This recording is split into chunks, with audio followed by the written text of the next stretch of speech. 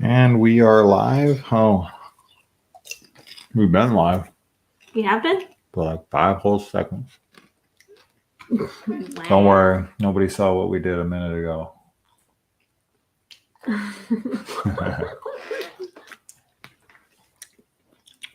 All right. 0 people. Yep. Time to pull out my dick. 500 come in. They're like, Swarm. they're like, oh. Oh my God. I feel like that would be the response. Yep. Well, Bloodhound Reviews is here. 5 people, just like that. Hello. Jose. What's up? Hola, mi amigos.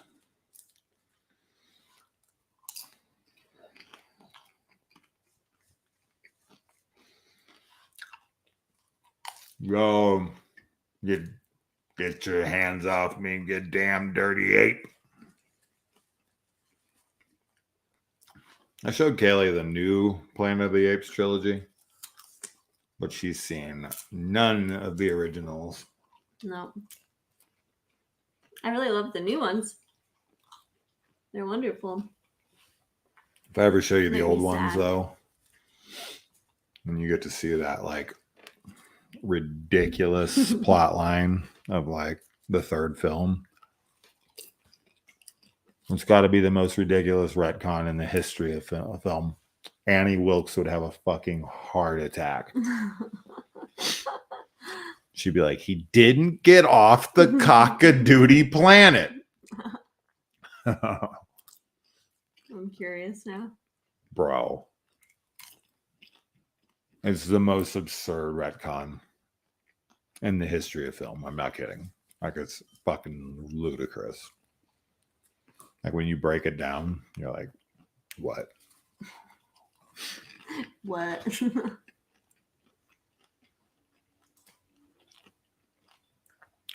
Well. So what's up, everybody? What's everyone doing tonight? We need more people than this. Come on now. We got Schmarlos. Carl Schmarlos. I don't know how to say that. How are Schmarlos you? loves to comment. We are good. How are you? Oh, good. I'm doing good. Preemptive. Yeah, we're doing good. We just got back from taking the puppy on a walk. Sure did. And he got stung by his first bee. Yikes. But he didn't have an allergic reaction. He's all good. No. You see him flailing around in the background. There he is. Just like hidden, unhidden. Schmarlos just ate ice cream. What flavor? Bloodhound Reviews is doing good. That's good. That's good. Yeah. What if I just turned the chair and he was gone? He's still there. He ain't going no place. Nope. No place. Pretty late for you. What time is it? Not as late as it is for Selena, who is part of our members group. It's like so many hours ahead there. Oh my God, we start at 6 and it's always like 2 a.m. Yeah, it's crazy. Viva la Mexico. All right. Cookies and cream. We could play the Mummy Resurrection. That's the new Mummy? Or is this a different? No. What's the name of the new Mummy? With Tom Cruise? Oh, just the Mummy. Oh. 11:15. 11:15 ain't late. Come on now. Crazy. Fucking when we go live, Selena shows up. It's like 2 to 4 a.m. She falls asleep on us She'll sometimes. she'll literally take naps. Yeah. Before the stream. Pretty crazy. My soul to take. Yeah, we watched it. We hated it. We watched it I don't recently. even remember it. Wait. Yeah, the Wes Craven movie, the last one. Oh yeah. Well, We liked. Scream 4 was his We last liked like the concept, but we didn't like. one. Did we though? Yeah, we talked about this in our review. Wes Craven has like really cool ideas. Like, I mean, obviously, Nightmare and Scream are phenomenal, obviously. But like some of his other films, I don't know, he's got great concepts, and then sometimes he just is like, womp womp with the execution. We saw Malum in theaters. Mm-hmm. I'm glad we saw it in theaters. Yeah, I feel like I'm in a theater right now eating popcorn. I know. We're watching ourselves.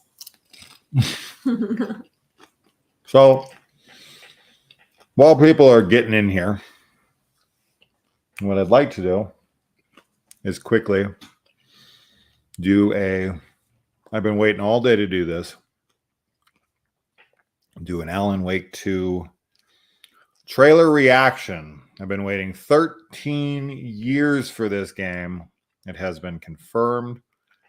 It is coming out in October of 2023. Now, video games are unfortunately infamous for not hitting their release dates. Mm-hmm. So I'll believe it when I see it. But I hold hope. Mm-hmm. So let's watch this trailer, shall we? I've been waiting all day for this. So 1 year ago, we got the announcement. A year. And we still don't get this for like another 6 months. But whatever. Let's do the PlayStation one, I suppose. Okay, hold on. Let's rewind it. I'm trapped here in this nightmare. I write to escape. Every word is a step forward.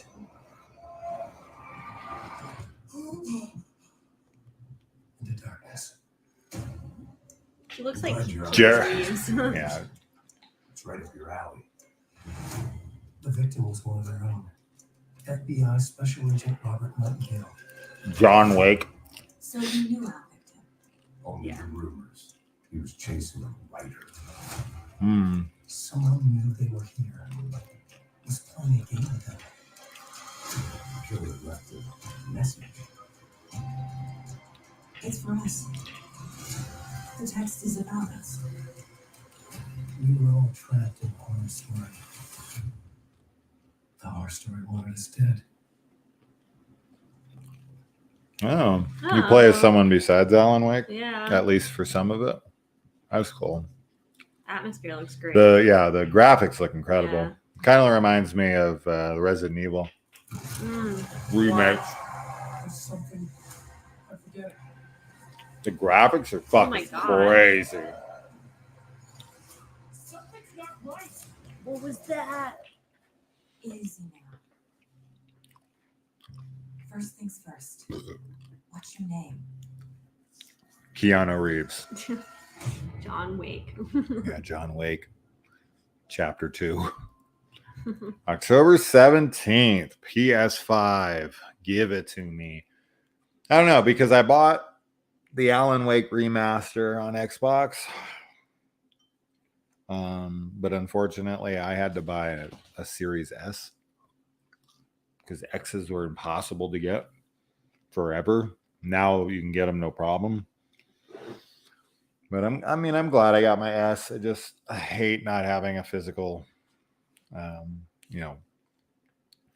disc player. It's really annoying. So I might go for it on PS5. I just find the PS5 to be amazing.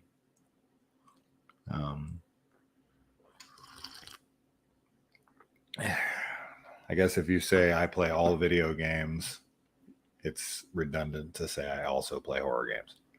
A cast member of the movie reached out to me and thanked me for supporting the movie. Oh, wow. Huh. Really? For Malum?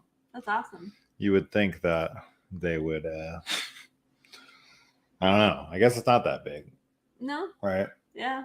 I mean, the theater we went to was like the only theater in Phoenix, and there was only like 2 other people there. Yeah, there was like nobody there.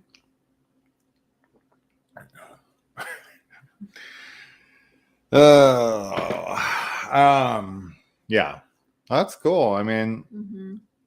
I don't know. Just did you? Oh, you reviewed it, obviously. You had one random guy in your Yeah. theater. So we're here to discuss the Chainsaw Awards. We did vote on these, Yes. and we had posted about it when the vote was up for you guys to vote as well. Did any of you guys vote on the Chainsaw Awards, the Fangoria Chainsaw Awards? I think I remember what I picked. I think I do too. And when I see them, Uh-huh. I think there was only like a couple that I was like could pick either. I hate ranking and voting on things though, unless I'm like, I don't know. Even then, because sometimes I feel like I'll be really like into something and very passionate about it, but then there's something else that's like equally as amazing, but a different, it's just a different version or a different thing. It Yeah. doesn't feel good to compare them. Well, it's tough. I mean, obviously, like last year, comparing something, like fucking X to, Deadstream? What is it called? Deadstream. Is that what it's called? Mhm. I'm thinking of Deadware. Mm-hmm. Deadstream. I don't know why that title doesn't sound right in my head right now. But, I mean, they're just such wildly different movies. Yeah. Right. That's what I mean. Like, I really love both of them. So to be like, which one is better is like, but that isn't fair. Welcome Villain was going to be a part of it. A part of what? I don't know. A part of Alan Wake. I'd heard something about Grand Theft Auto, but I don't know. Anyway, so definitely, let's say real quick, channel.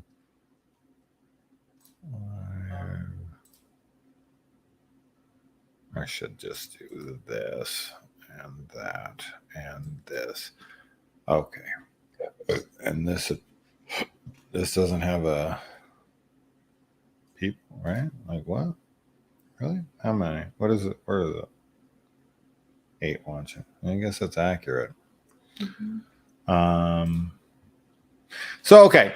Anyway, I mean, we've been on for that guy's not 60 years old. Let's just be honest. That's ridiculous.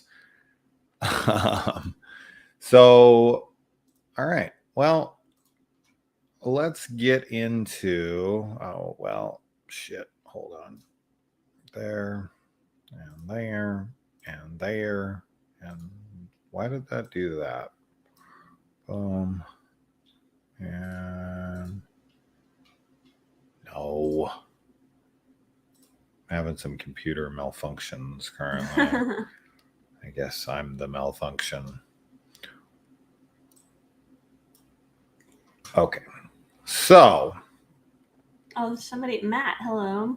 I never knew when there is a Fangoria Awards show until it's on the internet or Shudder, so I have no idea where they vote at. We tried to post about it, but I guess you just didn't care. Just kidding. Yeah, I mean, Malum is definitely one of those movies. It just kind of gets dropped in theaters. They don't really have the money to promote it. Yeah. Right? It's a low budget thing, and they just kind of throw it in theaters hoping that it might get a few bucks. Mm-hmm. But yeah, if you don't promote it, no one's going to see it. No. People are like, well, us will. Of course, yeah. But how many people are like people, this? Unless it's like October. Like Sure. if it's like spooky season, I think people will totally walk into like random movies. Like I bet you so many people walked into Terrifier that would like never see a film like that. Oh my God. And then we're like, Okay. So what we're going to do here is I am going to read the category. I am going to read the nominations. Then I want everyone in here to tell me which one they would have picked. We will tell you which one we would have picked, and then we will say the winner. Now, you already know the winners, then this will be a little pointless. But so let's start with best wide released movie. I think also what we want to throw on here is a movie we think should have made the cuts and didn't, if we think that we have one off the top of our head. oh my God, I feel like I like literally forgot all the movies that came out last year. That's all right. That's all right. Um, So, okay, best wide release movies, and the nominees are Barbarian, The Black Phone, Nope, Pearl, and X. Pretty interesting to see,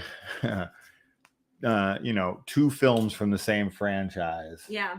in the best of the year. That shows you how powerful the X trilogy thus far has been. Oh, absolutely. Right? Like, It's had a huge impact on the horror community. sure. So, yeah, I mean,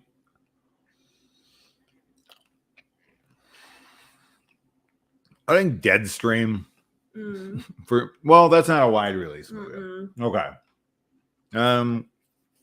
Did you pull up the No, list I didn't. of movies we watched last year? I did not. Because so Horror Hound says he's going with Barbarian. Okay. Which is fine. Matt says he'd pick X. Okay. Shamarlos is talking about fucking movies from 20 years ago, so to be expected with him. So, okay, wide release movies. So movies that went to the theater, right? I mean, that's what that is. Barbarian, Black Phone, Nope, Pearl, and X. Yeah. Those got wide releases. Yeah. Well, for me, obviously, Halloween Ends would be that's my definitely it. my dark horse that I would throw in there. I know it's a very split film. I don't need anybody to tell me that. But I get why it's not on there. All right. Yeah. Like half the people who saw it despised it. Bones and All was a really cool one. I don't know if I would have put it on there per se, but that's another wide release that I really enjoyed. And then I also really liked Men. But I don't oh know yeah, if that Men's was great. wide Yeah. release. Is Men on here? Men's this Men's year? up, yep. Men. Oh yeah, Men for sure. So, but Men for Halloween sure. Ends, absolutely. I love them. Men. I love Dems. Yeah. Yeah. That was great. So I definitely would see that on there. Oh, and The Menu. Hmm. The Menu would be another one for sure.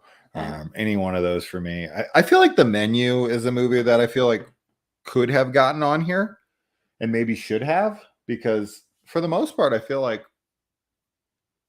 most people really enjoyed the Menu. You know, it's weird. Like, it's one of those I did enjoy it. But it didn't have like a crazy impact on me, I feel like. And I don't really, because I'm super into the message. I think the acting and like the cinematography and everything was wonderful. Mm-hmm. Like, I was really into like all of the movie. Yeah. But something like Pearl and X, I enjoyed like miles more. I definitely didn't enjoy them miles more. I mean, granted, I want to point out a little bias because of Anya Taylor-Joy, but regardless, I think that I really enjoyed the story. I really loved the ending. Mm-hmm. I really loved Anya Taylor-Joy and Ralph Fiennes' characters.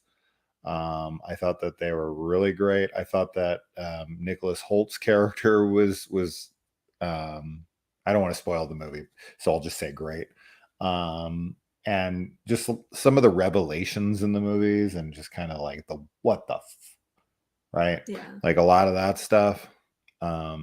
So for me, yeah, the Menu would definitely be somewhere in there. But That's fair. I don't know, man. I'm a massive Halloween Ends fan, Yes. and I get why it's not here for sure, because I feel like that would be disingenuous to put it on here, because how many people hated it. Yeah.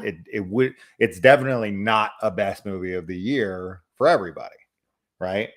Yeah, but I mean, it was my best movie last year. But so anybody else? We got Barbarian, The Black Phone, Nope, Pearl, and X. What would you pick?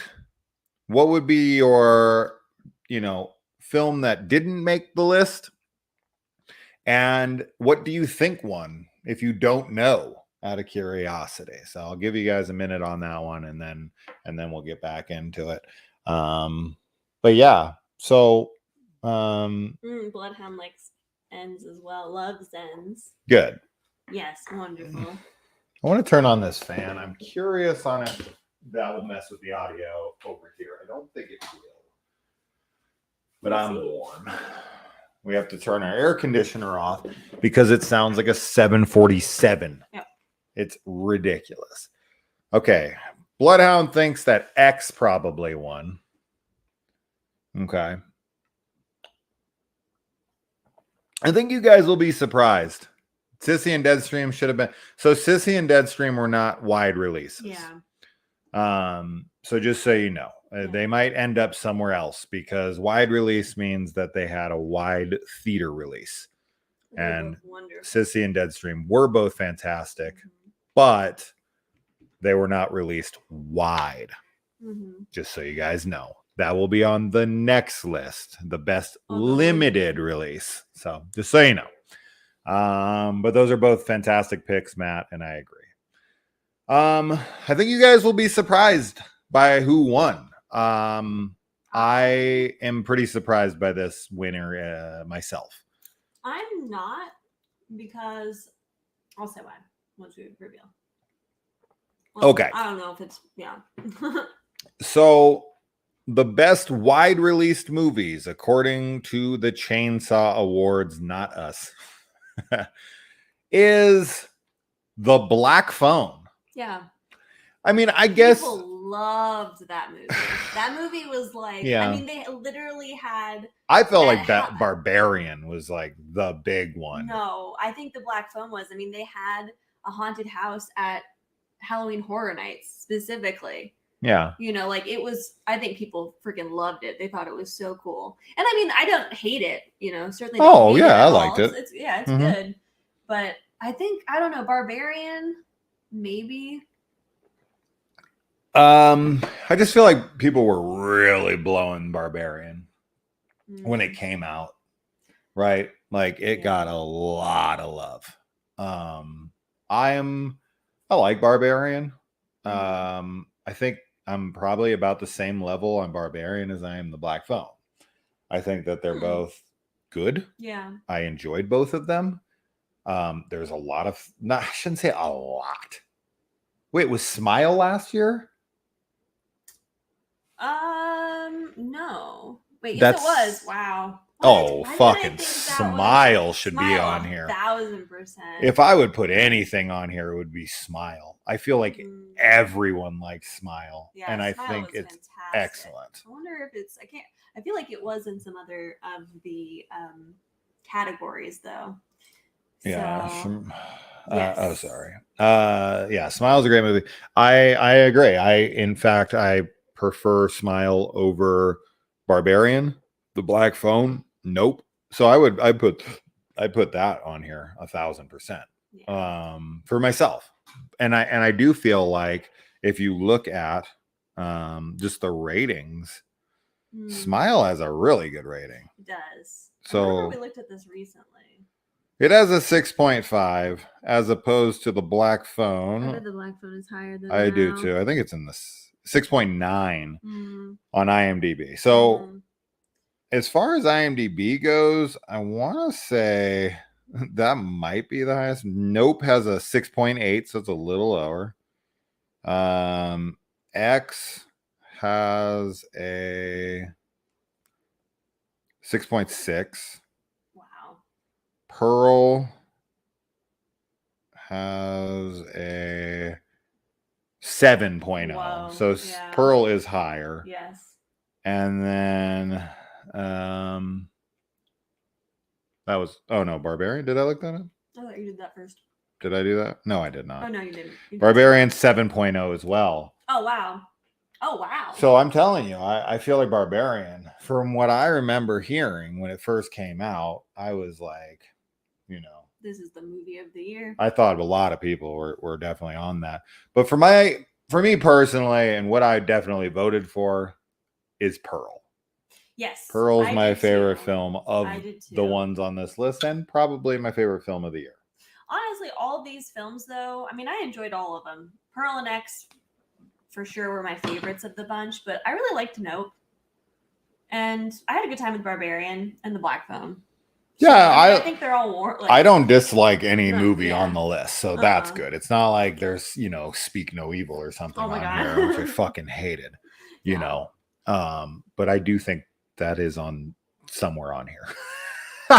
I think it's on this best limited release movie, actually. We'll see. So there you go.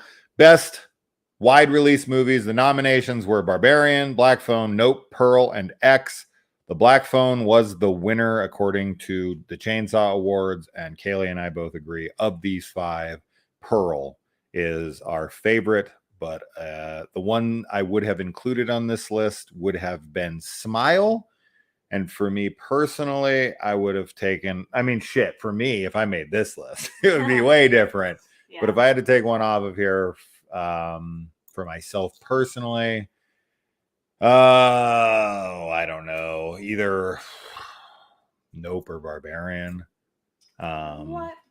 Smile? Well, oh, Yeah, like Smile is better Oh, I thought you meant like. than Nope, Black Phone, and Barbarian to me, for sure. Yes, I'm sorry. I agree. I with that. love them. So you could remove any one of those and put Smile in their place, and I would be fine with that. Yeah, you're right. Because Smile is my top 5 of the year for sure. I fucking loved it. So, okay, next up, we have are we in Argentina? No, we are in Arizona. Yeah. Okay. Best limited release movie. So next up, we've got best limited release movie. And then the next one will be best streaming premiere movie. So best limited release, I guess each one of these got like a small theater run.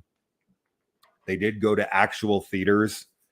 But the next one only went to streaming and streaming alone. So for best limited release, remember, we are going to talk about the nominations first, what we think should be on here, what we will all pick, and what we think will win. We know what wins, so we can't really play along with the what will win, but we can play along with the rest. Okay, best limited release movie. The nominations are Orphan, First Kill, Mm-hmm. Resurrection, Something in the Dirt, Mm-hmm. Terrifier 2, Yep. and Mad God. Yeah. So out the gate right here, I can tell you I didn't like Mad God at all. Kaylee liked it quite a bit. Yeah. So we're definitely polar opposites on that one. Yeah. Something in the Dirt you liked more than me as Yeah, well. I actually liked that. Yeah. A decent amount. I thought it was pretty cool. Um, Very metaphysical and scary. I'm a big fan of, the directors, Yes. other work. I've really enjoyed, everything else they've done, whether it's, Resolution or, Spring, which I showed you, Yes. or The Endless, Mhm. Synchronic. I'm a big fan of theirs. But But this one, I don't know. It didn't do much for me. Orphan First Kill, I loved. Mhm. I was a big fan of that one. I thought it was a really great follow-up. I don't care that Esther looked older. She's an older actress now. Who cares? Yeah. It's just you got to suspend disbelief on it. They did what they could. They don't have the money that Marvel does. They can't de-age her the whole fucking movie. And as far as the de-aging's going, I mean, they're definitely getting better and better at it. Absolutely. Of what I've seen of Indiana Jones in the Dial of Destiny trailer, the de-aging on Harrison Ford's Indiana Jones for the flashback scenes looks pretty fucking incredible. Luke Skywalker in Mandalorian season 2 was this just absolutely massive improvement over season 1. Yeah. So, but who has that kind of money, right? You gotta be a Marvel, Right. you to gotta be able to get the Marvel de-aging. Sure. So, I don't care what Esther looks like. I thought the plot twist was awesome. I didn't think that they'd have a really cool plot twist. I thought it was something that were just gonna be like, oh, it's just a prequel. We already know the gimmick. And it was like, nope, they had something up their sleeve. I thought it really worked out. I really enjoyed the hell out of it. What about you? Orphan you really like too, right? Yeah, I really enjoyed Orphan for sure. I had no problems with her appearance or anything. I mean, no problems. I'm still pretty shocked that Smile didn't make that wide release. I mean, I guess I should just stop on that, but it's just that's pretty wild to me. Resurrection, I really liked. The monologue. Oh God, yeah. Rebecca Hall is amazing in that. Probably, I don't know. I mean, it's just such an incredible performance. Yeah, I mean, there was 2 phenomenal monologues last year by 2 phenomenal actresses, Rebecca Hall and Mia Goth, respectively. And I go back and forth on who gives the better monologue. I think they're almost equal. I don't know though, because even though Mia Goth doesn't give a monologue per se, she does do this one take smile during the credits. That's almost a second monologue just without words. I know. And it's just as unsettling and just as wonderful. So I'll just give the edge to Mia Goth on that. But Resurrection was good. I just think that it's so similar to Men. Yeah. And I do like Men a little more. Yeah. Me too. But I did quite like Resurrection, but I didn't absolutely love it. Hey, Michael. And then we already kind of talked about Something in the Dirt. Terrifier 2 is a really fun, overly long, brutal slasher movie, right? So of course I really like that about it. I definitely think people are higher on it than they should be. Personally, people are so into it, which is great, don't get me wrong, but they try to act like it's so much better than everything else, and it's like, come on, it's low budget trash that's entertaining. The movie has almost no plot. It's way too fucking long. It has some gnarly kills, and it has a really cool lead actress performance. Yeah, well, and of course Art the Clown. Sure, I mean he's iconic, very iconic. But the movie is too long. It has no plot, and it's a low budget movie. It has that feel to it. Yeah, I mean, but people think I'm crazy when I say that I greatly prefer Halloween Ends to Terrifier 2. But that's definitely one of the most panned opinions. Oh my God, I possess. Absolutely. I mean, I really like Terrifier 2. I'm definitely a big fan of art, and I love the gore for sure. So I understand why people are so into it. Absolutely. But yeah, Ends is better. It is. Bloodhound Reviews is. gets what's up here. Yeah. I'll always like if you could make a slasher film that has depth and like something to say about the characters, makes them interesting, I'll always prefer that Of course. over just like gore. Of Even course. though I love gore. But Yeah. the story is much more important to me in the end. So, Orphan First Kill, Resurrection, Something in the Dirt, Terrifier 2, and Mad God. What would you guys pick for your own choice? What would you want to add for a limited release movie? I don't know if I have any like additions to limited release. I'd have to think about what else got like a minor small release. Yeah. I feel like Prey should have at least got a fucking minor release. Yeah. But I thought Prey was on here later because I think it's under the streaming premiere movie. Yeah. Limited release. I don't know if there's anything else. Yeah. Yeah. No. So I wouldn't add anything. What I would pick for myself, Orphan First Kill, probably for me. I really enjoyed it. Terrifier 2, it's kind of a toss-up. There's some great stuff about Terrifier 2 that I really enjoy. But I really enjoyed Orphan First Kill. I thought it had a really great story. I thought the acting was really solid. I thought, some of the kills were cool. I thought it kind of had the whole package. And I thought it really surprised me because I just thought after so long that it was going to be, not like lame and kind of a cash grab, but like, I don't know. I was so nervous about coming back to this so long later after this actress is really now 30. Right. Yeah. It's like Esther's 30. It's like, yeah, I can tell. Yeah. But I greatly enjoyed the hell out of it. So, okay. So we got Something in the Dirt for AJ. Orphan First Kill, I guess. So Matthew's kind of got a soft opinion on this. Michael Joe says ends rules. And he's correct. I started a script that has the same feel as ends. Awesome. Stick with it. Absolutely. Oh yeah, Orphan was excellent. Okay, so Shamarlis, I think, is on Orphan.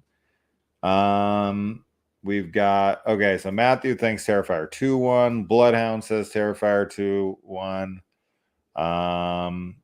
And yeah, he picked Orphan. That one surprised me. Yeah, so that's cool.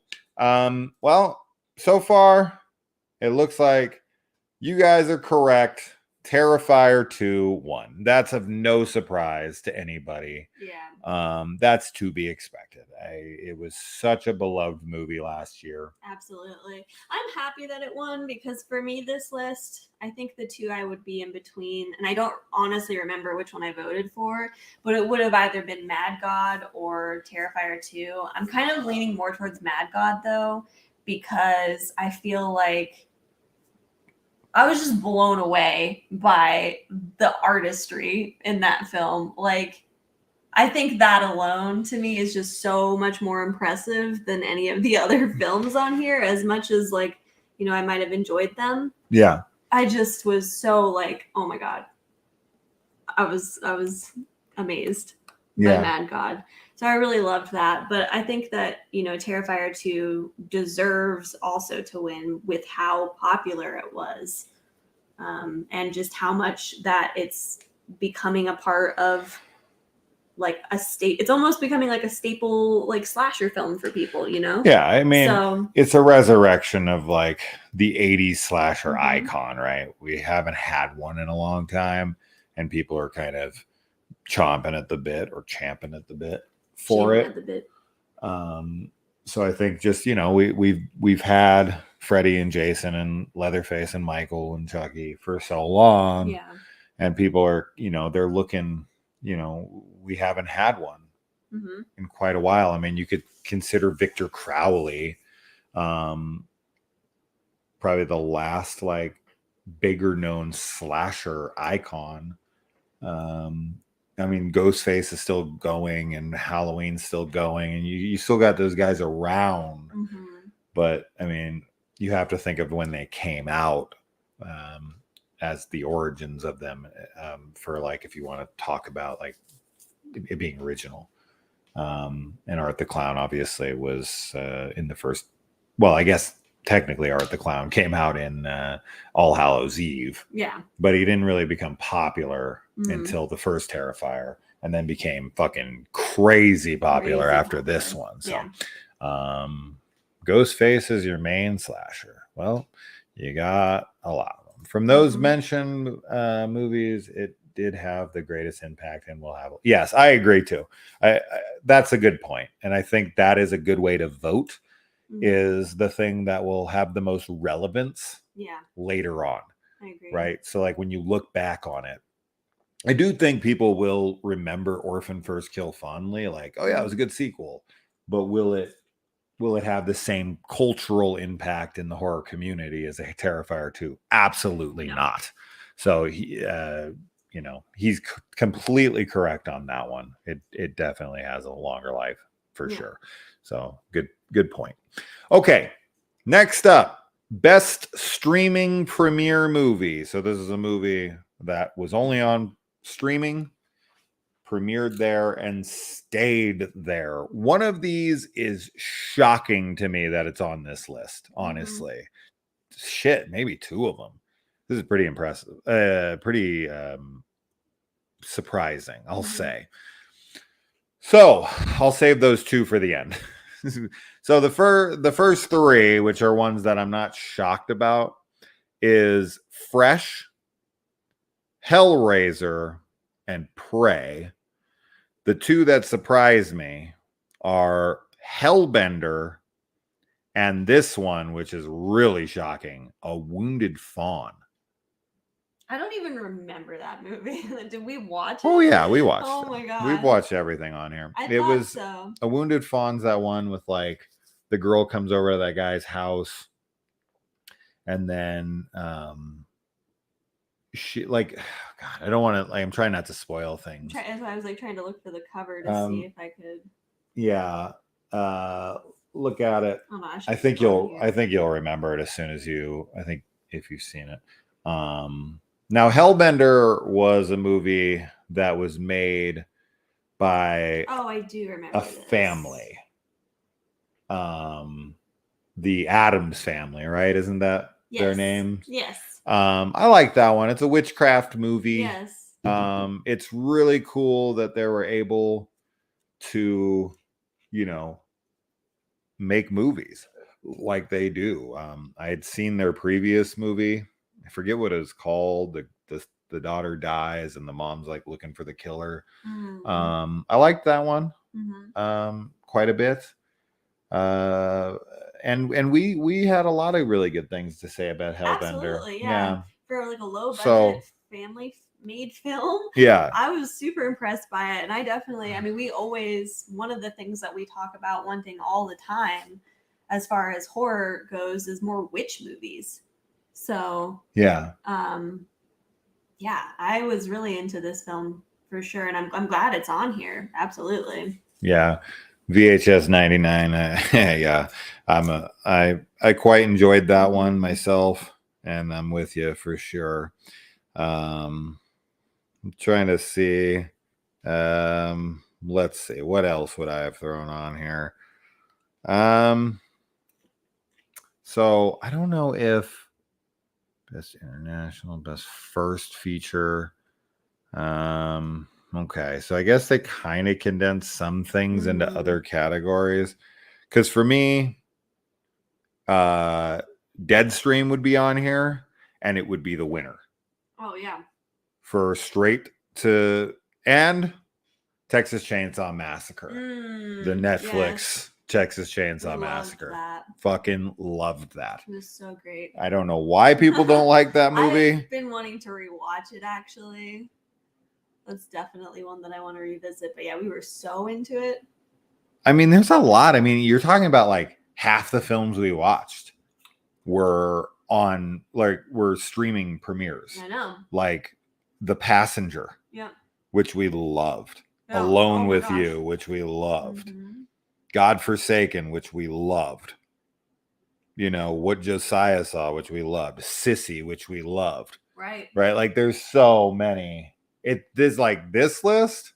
Could be so long and really hard. Honestly, I probably of these 5, I'd probably only keep maybe 1, maybe 2. I'd keep Prey and maybe Fresh. Oh, I would definitely keep praying fresh. Yeah. But everything else, Hellbender, Hellraiser, and Wounded Fawn, no way. Not against Deadstream, Texas Chainsaw No. Massacre, fucking Godforsaken, The Passenger, Sissy. The list goes on and on. I mean, there's so many movies that but there's a best international movie on here too, in case you're wondering, and there's also best first feature. Yeah. So for first time directors, we really like. I mean, there's so many movies. This is a lot of shit we liked last year. Significant Other, Yeah. Two Witches, shit. You saw our list of all these movies. But man, we really loved so many straight to streaming movies last year that this one would be a tough one. But I'll tell you, 3 of these for me, just not even close to 10 others. I'm surprised at A Wounded Fawn. That's crazy to me. Yeah. I didn't even remember it. Yeah. But I mean, I know people didn't love Texas Chainsaw. I saw somebody else on here. Yeah, the new Texas Chainsaw Massacre rocked. I agree. Leatherface is huge. Yeah, Deadstream was fantastic. Absolutely. Yes. To make such a list or pick 5, it is really difficult. Right. I mean, the streaming, because unfortunately, 85% of horror goes to streaming now. Sure. So I mean, that's the biggest pool to draw from, and that's why they have these other categories to fill them in, and they don't put anything from those other categories in here. Right. So they kind of leave those off. Other, areas. So if you're moving on, yes, because Tom Cruise freaking rules. And I'm going to show Kaylee the Mission Impossible movie soon. Yeah, it's our next franchise. We just finished all the Fast and the Furious films. Oh my God. So we had a lot of fun. I love Fast X so much. Jason Momoa is a revelation. My favorite villain in an action movie or any movie in quite a while. I fucking loved him. He was so ludicrous. For anyone who's, I know a lot of people on here couldn't give 2 shits about the Fast and the Furious movies, but dude, they're fun. They're so fun. They're really fun. They're so ridiculous. They're so fucking fun. I love it. I love it. I love Fast X more than I should have. Whatever that means. Okay. So, all right. Let's see here. So what would everyone pick? What Fresh, Hellbender, Hellraiser, Prey, and A Wounded Fawn? What is your? Oh, did you? Up, Okay. Where were they? That one, Hot Death Horse. Of available options, I'll have to go with Fresh. Okay, Fresh. Texas Chainsaw Massacre was a masterpiece. We're talking about the new one, obviously. Good. Hellraiser remake is my top 10. So I don't know if he's picking. I'm picking that. Is that what he's picking? I like Hellraiser on Hulu, and then I'll go with Scream 6. That's not an option. But there you go. Okay, so Matthew's picking Hellraiser. That's interesting. Prey probably cost as much as the other 4 combined. That's true. Bloodhound says Hellraiser. Wow, okay. What a Hellraiser. That's surprising. I was not big on it. I liked it. I liked it okay. I liked it, I liked it okay. I just had way too many issues. Fell Yeah, it looks like you were Um, gonna pick that. I know. Yeah, I don't know. I was like really hyped for it. I was, like, Jamarlo's really picks Hellraiser excited. as well. And then I just kind of didn't love it as much as I thought I was going to, but I definitely didn't hate it or anything. I still quite enjoyed it. I see 14 people in here, and I only see like 5 people commenting. Come on, guys, get on it. Some I people want are to. just watchers. Yeah, I don't care. I want them to pick. Dieter, Dieter I Bastion. don't know how to say that. Well, they pick Prey. So okay. Of these, what would I pick? I would pick Prey. And I think, yeah, I would have voted for Prey for sure. Massive Predator fan. I enjoy all the Predators to varying degrees. The first is a masterpiece. The second is really fun. The third is actually way better than people think it is. And the fourth, I like up until the last act, which I think had studio meddling going on, but everything up until the last act I actually loved, and then was really bummed out by the ending. And then the Alien versus Predator movies are fine. I've only seen 2 Predator movies, and that was the original Predator and then Prey. Part 2. And Part 2. You saw the Part 2, the Danny Glover one. Oh yeah, I did. Yeah. So I've seen 3. You've seen total. 3, yeah. I'm not a fan of Predator. Nope, like she's at all.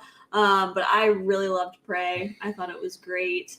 I think the girl and her dog dynamic Sure. is definitely one of the big things that won me over. Sure. But I also really loved Fresh. I think Fresh was like super fresh. It was. I was really gonna say, cool. isn't that? I thought that's what you picked. I think that I don't know though, because I was like, Prey was really good, and it definitely was like the best streaming premiere in some ways. But I think I picked Fresh because I was really into it. I like all of the elements that are in there, and I thought it was a very unique film, and just really loved it, especially the opening, which we talk about. Yeah, it's like a great romantic comedy. So such a great the controlling of tone, right? Yeah. And how you feel as a viewer.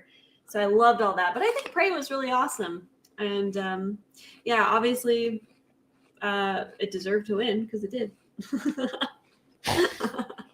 That's not how There you go. go. So I think Prey won, and you would be correct. Prey did win. So there you go. All right.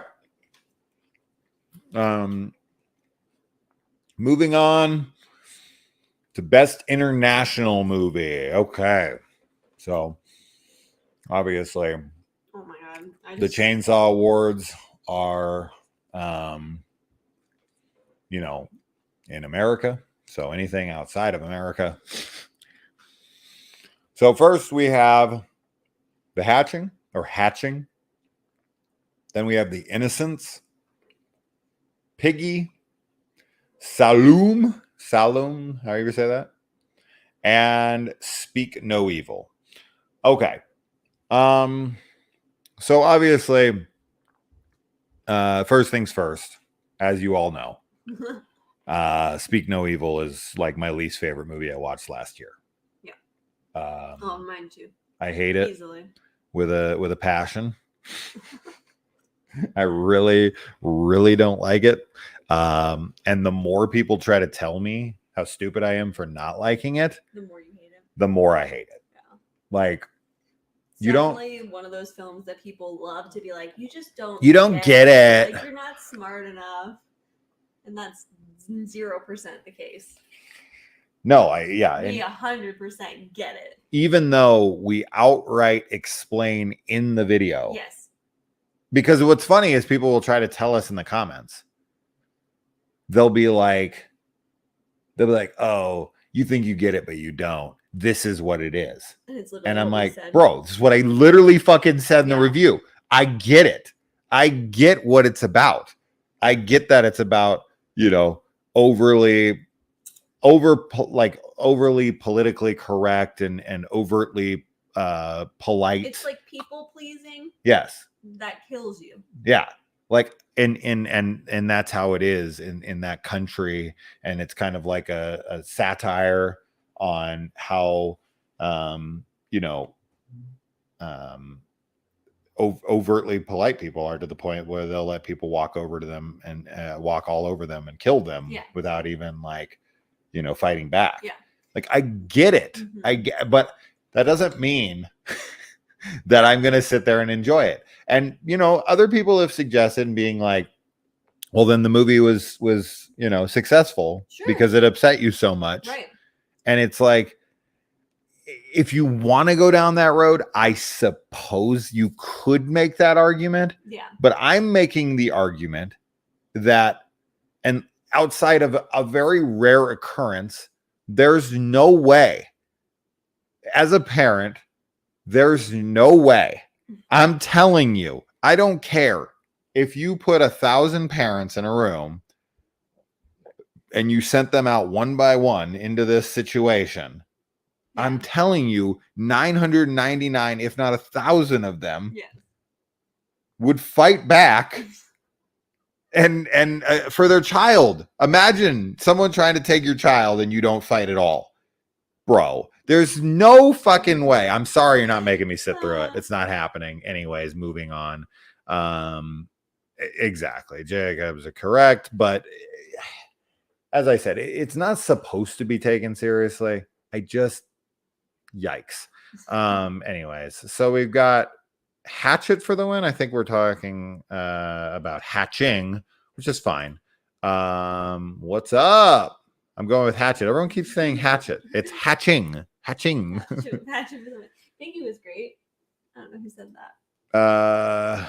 Dieter. He said the second pronunciation, or he. I don't know. There's a picture of a girl here, but for some reason I'm assuming that's a guy. Jennifer Lawrence. Is that what it is? Oh, it is Jennifer Lawrence. Yeah. So yeah, definitely not, unless Jennifer Lawrence is in here, which would be wonderful. I'm really looking forward to that new comedy she's got coming out. I doubt I'll see it in theaters. I don't see comedies in theaters, but it does look really fun. What's that movie called? Like the Girlfriend or something? No. I don't know. Fuck, I can't remember. It should be called like Date My Son. The second pronunciation was correct. You would say it as L, even if it's the letters, even if the letter. Well, I don't know what this is. Okay, but no worries about that. Greetings from Germany. Oh, greetings from Germany. Cool. Piggy was great. Okay, let's see. I gotta go. See you. I had fun. Oh, bummer. Materman. Oh, bye. Schmarlos left. Bye, guys. See you next time. Oh, wow. He's gone too. Jeez, everyone's bailing. Speak no evil. Yeah, we already read that. Not speak no evil. Or not seen no speak no evil. Jesus Christ. Anyways, it's 56% audience score on Rotten Tomatoes, so I have a feeling it's bad. I think it's just a half and half kind of movie. So 56% makes sense. 56% of people like it. 44% of people don't. That sounds about right. Yeah. Okay. So hatching, I really liked a lot. I think the creature effects in there are really cool. Super cool. I think it has a really good message about because the movie really deals a lot with social media personalities and how fake their lives are. Absolutely. And how they try to curate this kind of false reality around them for everyone to think they have this perfect life. But then as soon as the cameras go off, their family fucking hates each other. Oh my god, it's right? So gross. So I think they do a really great job at that. And then you have this girl who doesn't want to be a part of this world, this family anymore. So she starts to literally create a new persona to get away. And she starts becoming a mother as well. Yes, her own mother to kind of rectify some of the issues that have been going on in her own house. So I thought hatching was great, really high on it. The Innocence was one that we really enjoyed, albeit, a tough watch, obviously, Very because of tough. the cat scene, which is probably the hardest scene of 2022 to watch. Oh my god. Yeah. I definitely am like, animal torture, death, animal stuff in movies that always bothers me quite a bit. As it should. Yeah. Yeah. And yeah, The Innocence was definitely it was interesting, but it was definitely a tough viewing. Absolutely. Yeah. Piggy, I liked Piggy. I actually quite liked it. I didn't. There was some stuff that I wanted to change in it for sure. Like we talked about it in our review. Yeah. But I liked the girl's performance. I remember that being something that I enjoyed. I don't know that I would put it on this list though. In fact, I know I wouldn't, because there's another one that we mentioned earlier that would 1,000% win this For best award. international Yes. movie, The Passenger. Yes. Yeah. 100%. The Passenger I would have put on here Yeah. for sure. I really like Valley of the Dead. that was good. I was a big fan of that one. I was a big Mhm. fan of Incantation. Yes, Incantation was really good too. You're Um, right. I really enjoyed. What was another one on here? Well, Shepherd. Mm. Shepherd is Irish, I think. Welsh. Hmm. Mhm. And let's see what else. The Satan's Slaves 2 we quite enjoyed. Yeah. And let's see.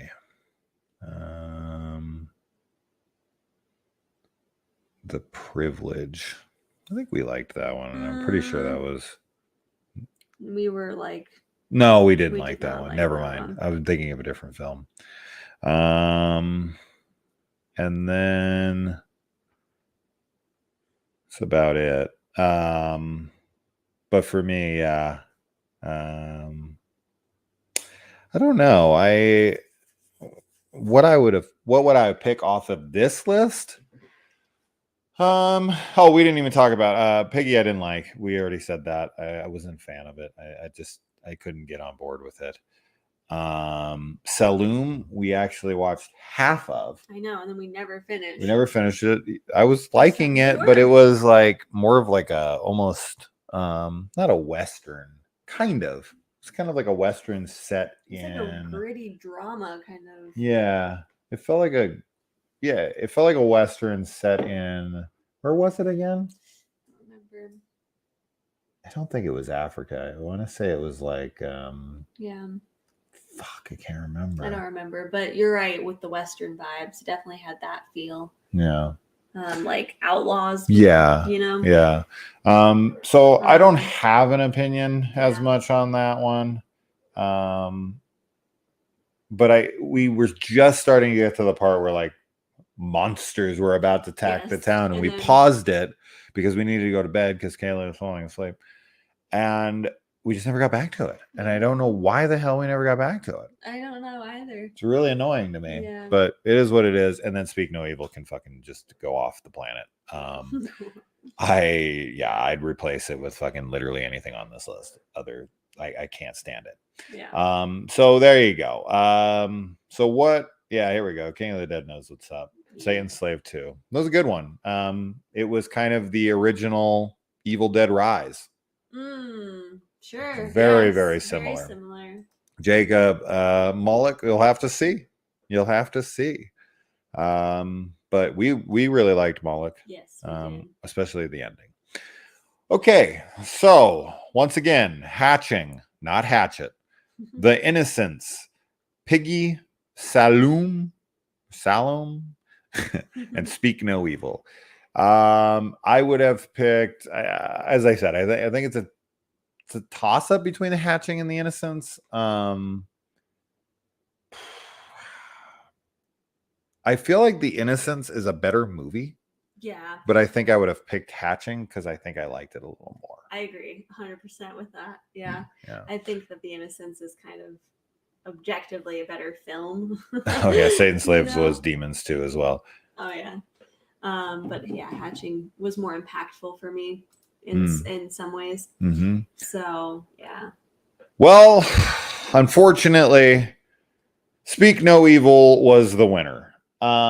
This is like So I that couldn't kind of pick this. takes away from what we were saying earlier, where About it it was being like 50-50. 50-50 movies. Right. So fuck you should have put Halloween Ends on here. 100%. Yeah. Because I feel like the split on Speak No Evil is about the same as it was on Halloween Ends. It's just Halloween Ends is more in the limelight Yes. than Speak No Evil is. But like to horror fans, I feel like it kind of is about the same. It's like people who didn't like it fucking hate it, Mm-hmm. and people who love it, Mm-hmm. and defend it at all costs. It's the same thing with Speak No Evil. Yeah. Yeah. So there you go. All right. Small intermission while I use the restroom. Well, I'm just going to read them. You can hear them. Okay.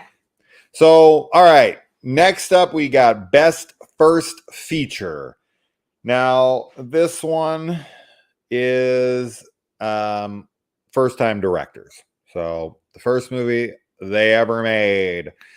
Okay. First, we have Blood Relatives, which was directed by the guy who starred in it, which I'm pretty familiar with this guy's work.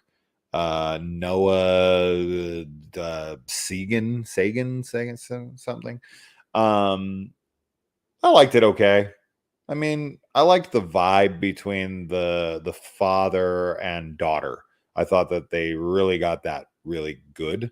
So I think that was the heart of the movie and what really worked about the film. In Blood Relatives, the daughter father dynamic is the best thing about that movie. Yes. And what worked. Everything else was fine and just kind of like basic tropey stuff, but the father daughter, chemistry really worked. Next, Deadstream. I can't say enough about it. Yeah. I'm going to tell you right now, it's my pick 100%. for sure. Mine too. For a directorial debut, Oh, absolutely. it's easily my favorite directorial debut of 2022. So I loved it. I can't say enough good about it. It fucking rules. And I would love to watch it again. I think it is. I mean, if they would have called it, like Evil Dead footage or something, sure. I would have loved this to be like part of the Evil Dead franchise. Oh my gosh, I know. I think it's on par with that franchise. I do too, and I feel like it would fit in so well Yeah. with the Evil Dead. It was such a wonderful horror comedy and one that like genuinely had some scary moments in it. Yeah. That freaked me out. And the humor had so us laughing. good. Yeah. And that's definitely something that's the same thing with the Evil Dead. Like there's scary moments, in Evil Dead. Yeah. And there's also just fantastic humor. So yeah, Deadstream for sure was my pick for this. Yeah. Deadstream is the best Evil Dead movie of 2022. Yeah. And it fucking rules. So if you love like Evil Dead 2, then Deadstream is your movie Mhm. to watch. Next up, we've got The Sadness, a movie that was insanely hyped. Oh my god, it was like It was the most hyped movie maybe of last year outside of like Terrifier 2. Like people were goo gaga for it. crazy over it. Yeah. They were like, oh my God, it's the most hardcore movie of recent memory and all Yeah. this. And we watched it and we were like, this is hardcore. This feels like a pretty standard zombie movie. I Yeah. mean, there's definitely some suggestions Yes. that are hardcore, Yeah. right? There's like rapes and stuff that we don't see. Yeah. That are happening like off screen, or people are getting torn apart like off screen. So if for people like kind of like people like my clients who are like, oh my God, Halloween's the most graphic movie I ever saw in my life. And I'm like, it didn't have any gore in it. And they're like, well, I must have closed my eyes and filled in the blanks. I think if you're one of those kinds of people, Yeah. This then would be terrifying. the suggestion is, crazy. Sure. But if you don't show it to someone like me or you, you're not shocking me. You're not really getting through to me Yeah. when you don't, have the payoff of showing it. Yeah, I agree. Right? I mean, there's definitely times when it can be like, I think like cutting away and like making the audience use their imagination is a trick that can be used skillfully in Sure. like But people small can't bits, right? claim that it's the most graphic No, movie in years I agree. if the graphicness I is agree. not shown. Yes. I still remember, like, I mean, this movie was really hyped up. I went into it thinking, like, oh my God, this is going to be amazing, and was disappointed because it wasn't that amazing, but I still enjoyed it. I did like it, sure. So, it's a good film. zombie infected movie. Yeah. Ricky's here. What's up, buddy? Hello. Yeah, it's a good infected film, Yes. right? Mm-hmm. But is it all that graphic? No. I thought that, like, Texas Chainsaw Massacre and Sissy. I mean, of all the fucking movies of last year that Sissy was, I would have never expected to be, in the top 3 most graphic movies of 2022. Yeah. Sissy would have been, very low on that list of Oh my movies God. that I would have thought was graphic. But the kills in Sissy are way more hardcore than fucking The Sadness. Yes. So it's weird to me that Sissy didn't get blown up like that for like, holy shit. Because I feel like no one talked about Sissy's kills last year, but everyone was talking about The Sadness's kills. And I'm sitting back going, did you not see the car driving over the head in Sissy? Like the actual car driving over the real life head. Like, how the fuck yeah. did people not talk about that movie when it came to graphic kills more? I know everyone was blowing Terrifier 2 the whole time, but outside of that, I mean, Texas Chainsaw Massacre had some really gnarly kills, right? 100%. The freaking, that like redneck dude who gets his leg bent backwards and then his head smashed in. Bro, it's so gnarly. There's so many great kills in Texas Chainsaw Massacre. Like, I genuinely will never understand. And once again, the people who call that movie woke and use it as an excuse for not liking it, unbelievable. But anyways, random question. I'm having a real debate with a YouTube channel about this. Are the first camp counselors who are killed in Friday the 13th the ones responsible for Jason's drowning? I've never really been able to figure that out. Maybe it would make sense that it was, because like when she comes up there and she goes to kill them, they're making out. And when the guy turns around, he's like, we weren't doing anything, honest, or whatever the hell he says. I think that's what he says. But he means then, right? Then in that moment. Yeah. So is that the couple who weren't watching Jason? To me, it has to be. It makes the most sense because it's the same year that he drowned. Why would she kill those 2 people specifically and not kill the people who were supposed to be watching it? Like, they're once again upstairs having sex. To me, that's like adding insult to injury, right? It's like not only did you kill my kid by not paying attention to him because you were fooling around, but then right after his death, you're just like happy-go-lucky, fucking running upstairs to fuck again without any remorse, without leaving, without any apologies. To me, it just has to be. Yeah. It just has to be the couple. It would be weird for her to go and just kill some other random couple. But there's an argument to be made there too. Maybe they did get fired. Maybe they did get sent home. Right. And she's just like pissed at anyone who has having sex while being campers. So I think it's possible either way. Yeah, I agree. So regardless, I don't know. I say no because camp counselors is a revolving door kind of job. Highly unlikely those camp counselors would have returned the very next year. Oh, okay. So it's the next year. That's right. 57 to 58. I mean, yeah, the revolving door type of job does make sense. That's right. I so forgot maybe it's about just that. like a trigger, and she's like, "You're about to have sex." I don't think there's any way to know, and I think either argument is solid enough. The movie should have started with her killing those kids specifically that same year. But whether or not it is, I don't, it's one of those things. I don't think we'll ever know. But it's a good point. It is the next year. I forgot. Fucking guess is as good as mine on that one.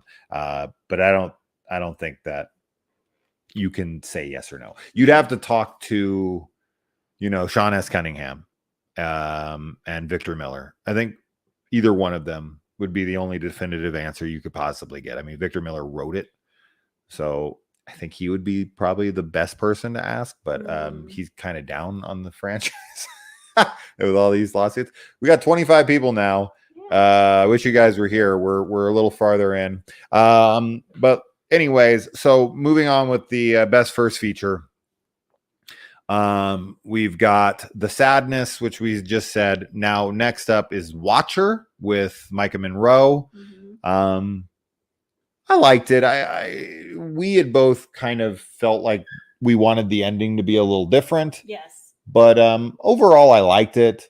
People loved it. I was kind of surprised by that, to be honest. I like it. I think it. Yeah. Honestly, I think it's a good thriller for like mainstream audiences, like people who like more thriller horror, basically.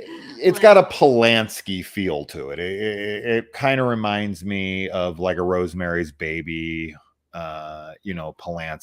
Polanski trilogy, like The Apartment and Repulsion and Rosemary's Baby.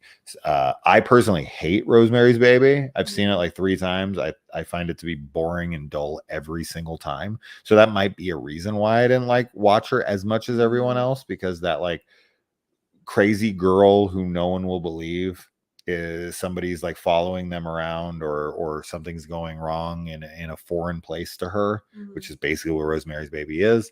I don't know. I just, the ending to me just didn't work as much as it seemed to work for other people. But I think people like the validation of the ending as to where I liked the more ambiguity. So I agree. The ending was definitely something I was unhappy with, and I think it had great atmosphere. I remember really enjoying the tone and atmosphere of the film, but I wasn't like crazy big on it. The climax of Watcher required me to suspend my disbelief a little too much. I would have preferred the ending to be more ambiguous. There you go. Look at Jacob's with us. I would have personally liked her to, spoilers kind of for the movie. I guess it is spoilers. So if you haven't seen it, I apologize. I'm not going to say exactly what happened. My preferable ending would have been her to go back to the States and then feel like someone was watching her again. And then it's kind of left open for the interpretation of like, was she just some paranoid chick? Yeah. Or did this person like follow her? Right. And is anyone ever going to let her, like that kind of stuff? Absolutely. I don't know. Yeah. I think that would have been cool because I just liked not knowing. Yes. In this case, this is a film that I feel like ending on not knowing would have added like scary value to it. Yep. Because it's like the ending of Strangers Pray at Night where, we don't know who's at the door. We just know that she's traumatized for life. And to her, every knock at the door is the strangers from this point on. And I love that ending. I'm a huge fan of leaving that kind of like,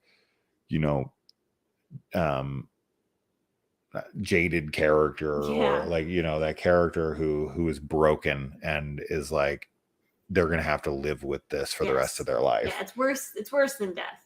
Yeah. Sometimes, for sure. If they had let Micah die, it would have been a stronger ending. Yeah, I can agree with that. Yeah, Rosemary's Baby has its place, but isn't the best yet. Okay, and lastly, we have We're All Going to the World's Fair, another movie that was like super hyped. Yes. It's, mockumentary, found footage style, which Kaylee and I fucking love. Yeah, we watched so many.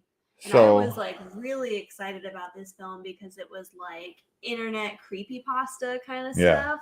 And I remember when you told me about it, I was like, "Ooh, that's gonna be so cool." And we like the posters, like Yeah. the like neon, like black light neon type Mhm. face with the contact lens and everything. I was like, Yes. oh, this could be really weird. This movie bored the fuck It out of was me. so and you know, it's one of those films that I'm kind of like maybe revisiting it would be good, but like maybe I need to watch it in a different mindset and with like not the expectations that I had. But yeah, I don't know. This one just didn't work for us, which is a shame because it like has all of the boxes marked that should work for us. Yeah. Yeah. I mean, I just wanted to be, I wanted to be like into it, but like I couldn't get interested in the film. That was it. I mean, I thought that the lead chick was cute.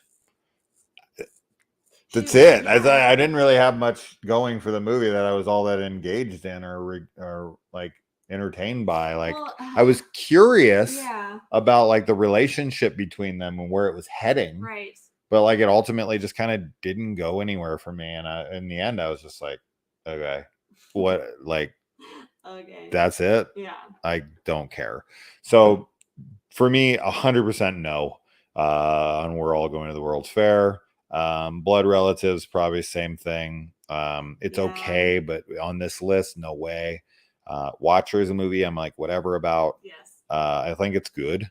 Don't get me wrong. Same with The Sadness. I like it, but it's Deadstream all the way. 100%.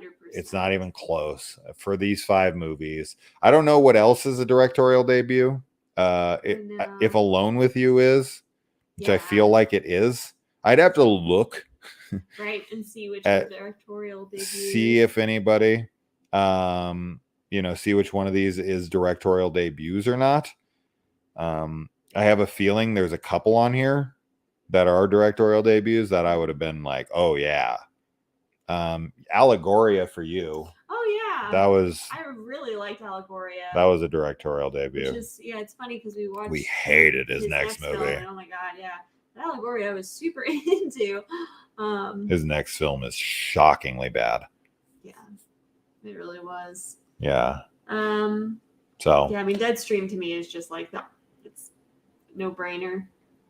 Oh, Ricardo's here. Hello, Ricardo. Oh man, off-screen kills, fast cuts. This sounds like the worst thing ever. Ricardo, what's up, buddy? Great seeing Kaylee and Jason react to the Chainsaw Awards. Since I do not have AMC Plus, I did not see the awards. Oh. Since we have 20 people here and they missed a lot of this, real quick, we did Best Wide Release, Best Limited Release, Best Streaming Premiere, Best International, and we are currently on Best Feature. The best wide release movies were Barbarian, Black Phone, Nope, Pearl X. The winner was The Black Phone, shockingly to us. Limited release, Orphan First Kill, Resurrection, Something in the Dirt, Terrifier 2, Mad God, Terrifier 2 won, no surprise there. Best streaming premiere movie, Fresh, Hellbender, Hellraiser, Prey, A Wounded Fawn, and Prey was the winner of that. Best international movie, Hatching, The Innocents, Piggy, Saloon, and Speak No Evil. Speak No Evil was the winner, much to our chagrin. And then right now we are currently on Best First Feature, which is Blood Relatives, Deadstream, The Sadness, Watcher, and We're All Going to the World's Fair.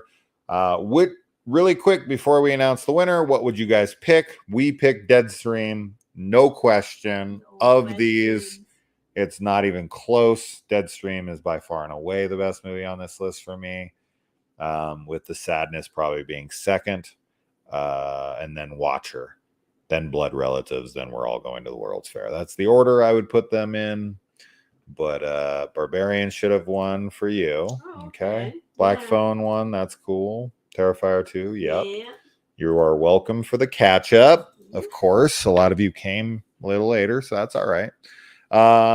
Looking forward to seeing Deadstream. You haven't seen it yet. Oh my goodness.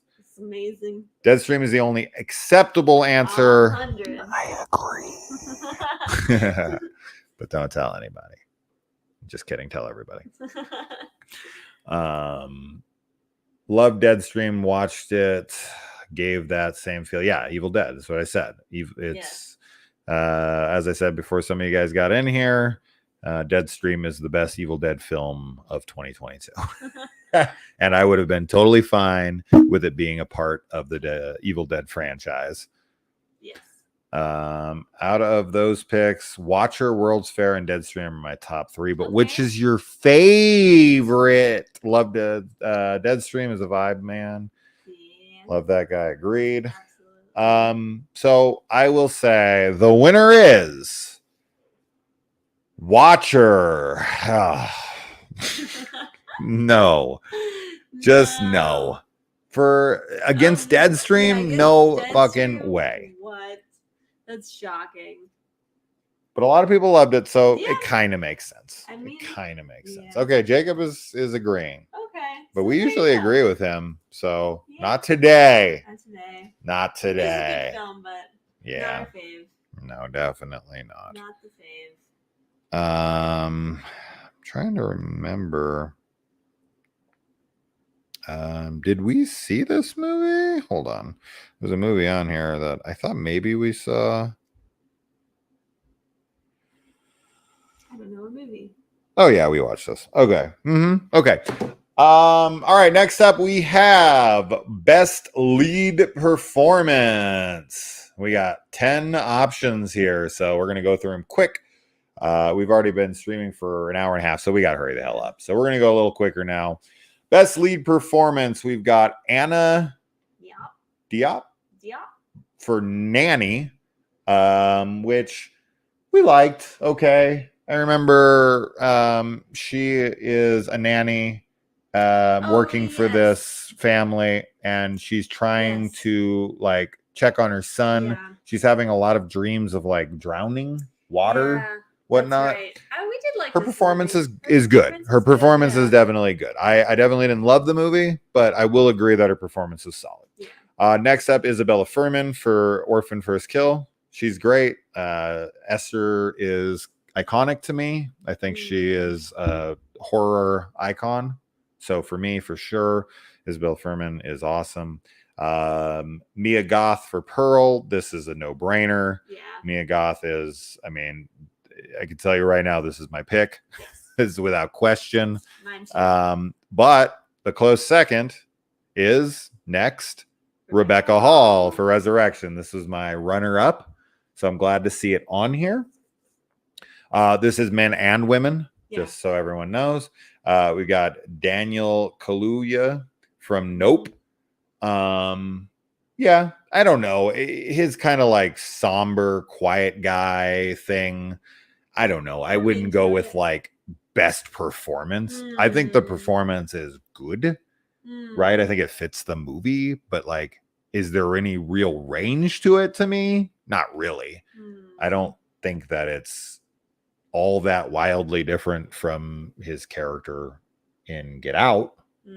Right. So like to me, it's not, you're not showing me any kind of like different performance that I'm like, whoa, you're unrecognizable, or like, whoa, what range? Like he went so many different wild places. Like compare that to like Mia Goth in Pearl, who goes from so many different, like the sex scene with the scarecrow to like her up on stage, I'm a star, and like her smile at the end credits and her monologue and all. It's all over the place.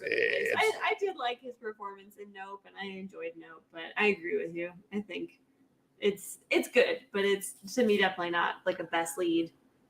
Next up, Amber Mid-Thunder in Prey. She was great. Wonderful. She, you know, a lot of the movie was mostly her. Yes. She's not speaking English for any of it, right? She didn't ever. Or wait, the whole movie's in English, but then they did a version of it.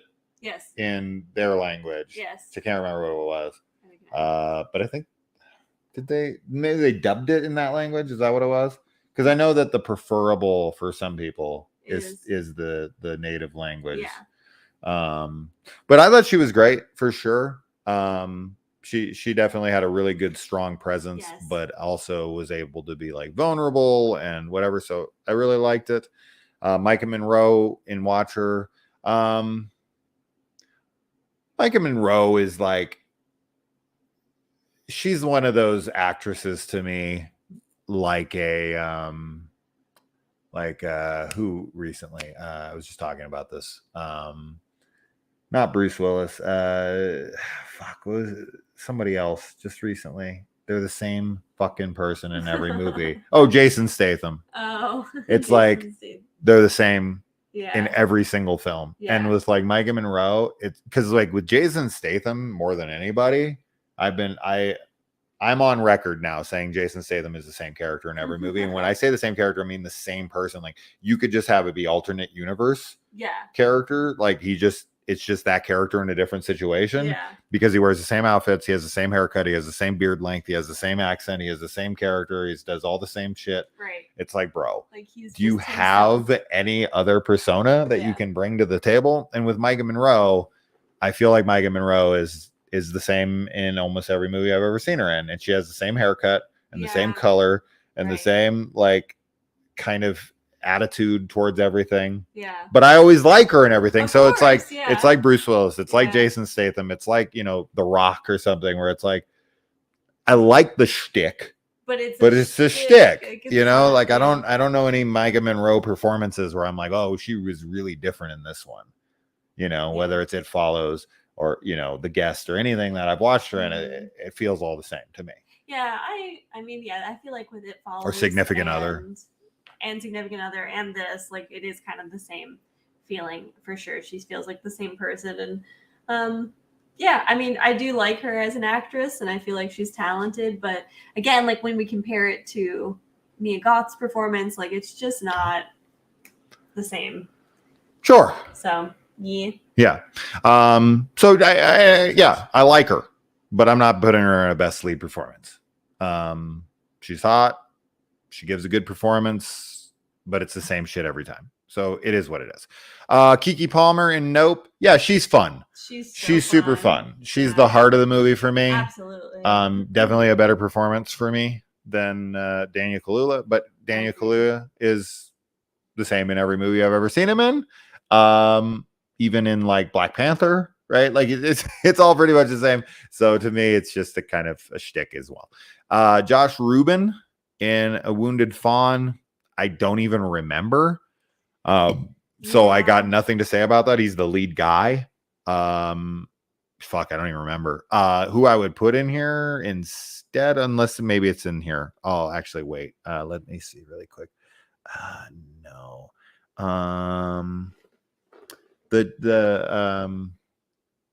They're both kind of leads, but I guess it would be more of a supporting. But Fresh. I thought both of them were great. They were both Sebastian wonderful. Stan Yes. is excellent in that. And then why do the chick is not Dakota Johnson, right? Is it? Wait, who is the chick? I don't remember. Oh no, Daisy Edgar Jones. That's it. That's right. She was great in it as well. Yeah. So yeah, I would add either one of them. And then lastly, we got Taylor Russell from Bones and All. She was good. She was good. She kind of has a very somber note throughout. Yes. Yeah. Of the two, I think I prefer Timothée Chalamet in that movie. I really liked him in that a lot. But she's good as well. But of the three, Mark Rylance is the best. But he does make the next list, so we'll get there. But since we're moving along, for me, it's you know, we already said it's Mia Goth, hands down. And thankfully, she is the winner. So I think it's the first time we agree with what they picked. Is that? Yeah. No, Prey. Okay, Prey. Prey is what we would pick, and Prey won. And I guess we agreed with And then- Terrifier too. Kind Oh, of, right, so kind of. We were like, Back and forth. yeah. Back and forth. So, but yeah, definitely Mia Goth. I'm so Oh. yeah, she was wonderful. Thank you. Mary, Jason, aw. you have no idea how lucky you are that Kaylee loves horror movies. Bro, it's not luck, okay? It was patience. I waited 40 fucking years to be with a girl who was into horror. She is a star. She got a TikTok video that suggests just that. I'm about to throw her out the window. My girlfriend won't watch a single. I thought you were talking about Kaylee to throw out our window. I was like, what the fuck? You ain't doing it around me.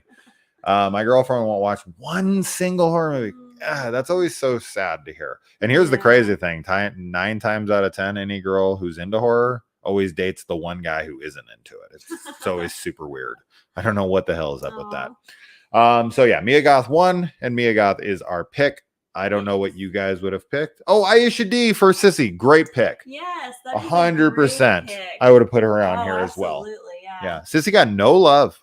I know. On That's this wild. We Dead were Stream. so into Sissy. So great. It's such a fantastic film. Thank you for saying that. Yeah. Yeah. Yeah. Sosie Bacon as well for Smile. Fantastic. Excellent. Good contender. Yep. As you say, yeah. Absolutely. Mhm. So another one, Mhm. excellent. Aisha D would have been a worthy nomination. Yeah. Agreed. I've dug her ever since No End House. Our favorite Yes. season of Channel Zero. Yes. So I love Channel Zero so much. Yep. I want to rewatch it. You're right. Horror partners are important. Damn Yeah. Skippy. Okay, next up, we've got best supporting performances. All right, next. Jamie Clayton for Hellraiser. Yeah, she was a great Pinhead. My favorite, probably my favorite part was the Cenobites and how they looked. And I thought Jamie Clayton's Pinhead was great. And she kind of shut down all the haters, right? Like a lot of people were like, meh, even though the Hell Priest is described in the books or in the Hellbound Heart as more like androgynous. Yeah. And so and a trans woman makes perfect sense. Demon, like it's not bound by your gender stereotypes. Yeah. But yeah, she was wonderful. Yeah, she was really good. The Cenobites were really cool. I mean, I think for Hellraiser in general, the Cenobites are like the stars of those movies. Like that's what you're watching them for. But the other thing that we really liked about Hellraiser was the puzzle idea box of the house being the house. puzzle Yes. box. Yeah. So, that was a really cool idea. Yeah. Maybe not executed perfectly, but it was a cool idea. Mm-hmm. Next up, Ethan Hawke in The Black Phone. Yeah, he's great in that. He's scary for sure. Big fan of him in that movie. Next is Justin Long. Yes, Hellraiser Inferno. Gotta highlight that one. Big fan of it. Scott Derrickson, who also directed The Black Phone. Mm-hmm. Justin Long in Barbarian. Justin Long is once again another guy who's the same fucking person in every film. Justin Long, though, like, have you ever seen a Justin Long performance that isn't a Justin Long performance? No. Because I've seen, I think, every movie he's ever made for the most part. I've seen all of them. Die Hard, friggin', it doesn't matter. You pick it. Waiting, Jeepers Creepers. He's just Gary from Jeepers Creepers in every fucking movie. Right? But it's good though. It's like, sometimes like with these actors, you see them in films and you're just excited to see the actor there. Like they're, a personality that you go to the theaters to see. Sure. So I definitely don't like drag me to hell. People are just playing the same characters. But like when we're talking about like acting and performance, it's like those people are not the same as some of the others that are actually giving like a range. He had another one last year. He was in 3 horror movies last year, right? Yes. He was in that vampire movie that we were like super blah on. House of Darkness or something. Yeah. Wasn't that what it was called? House of Darkness. Yep. He was a Barbarian. Yep. And then he was also in one more movie.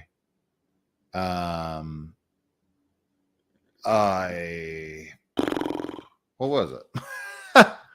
I don't remember. Yeah, because we saw him and we were like, dude, this guy's making everything. Movies, yeah.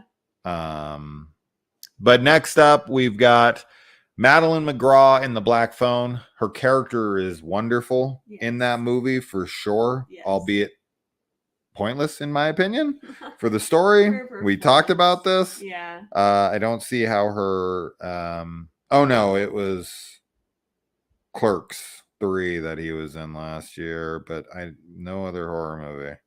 I guess we were wrong, I but guess he we was were back to wrong. back. I think they came out the same day or something. Oh Or yeah, like like you that said, same. Clerks 3. Yeah. Yeah. Anyways, Her but Madeline performance. McGraw is my favorite character in the movie.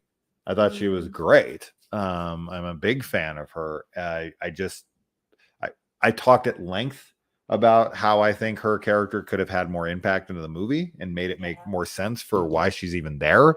Because outside of her being a darling character, and her performance is fucking phenomenal, because she gives like crying, like she's being abused Oh in the my movie, God. and like she's really badass. She's kind of like a modern day Ricky from Yes. Sleepaway Camp, Yes. right? She's got that foul mouth and she's ready to fight anybody. She's got a really quick wit. She's really charming. She's cute and funny, right? She's like a less aggressive girl from Psycho Gorman, Yeah. right? Yeah, for sure. So she's great. Yeah, she did have The Shining. Yes. 100%. She And did. obviously, since the book was written by Stephen King's son, that makes sense.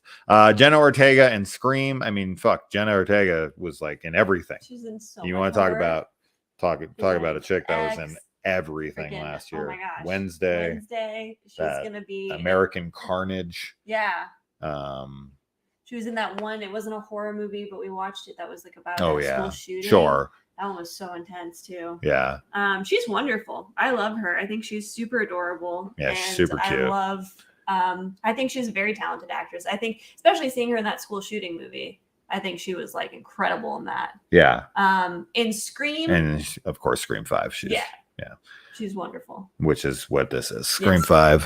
Of all the performances last year that she gave, I actually probably prefer her in X. I really liked her turn. And then like when she freaks out at the end and is like, "Stay the fuck away from me." Oh my and God, like that yeah. stuff is great. So, She's so good. I think I would have probably went with X personally, but there you go. Mark Rylance and Bones and All. I thought he was fantastic in that. He's always great, whether it's like even like the BFG where he plays the BFG, or Ready Player One, which I'm a big fan of. He's great. I mean, he's a great actor, and Bones and All is a great performance. Rachel Sine from Bodies, Bodies. Is that the Jewish girl, or is that the friend? I don't even know which one that is in that movie.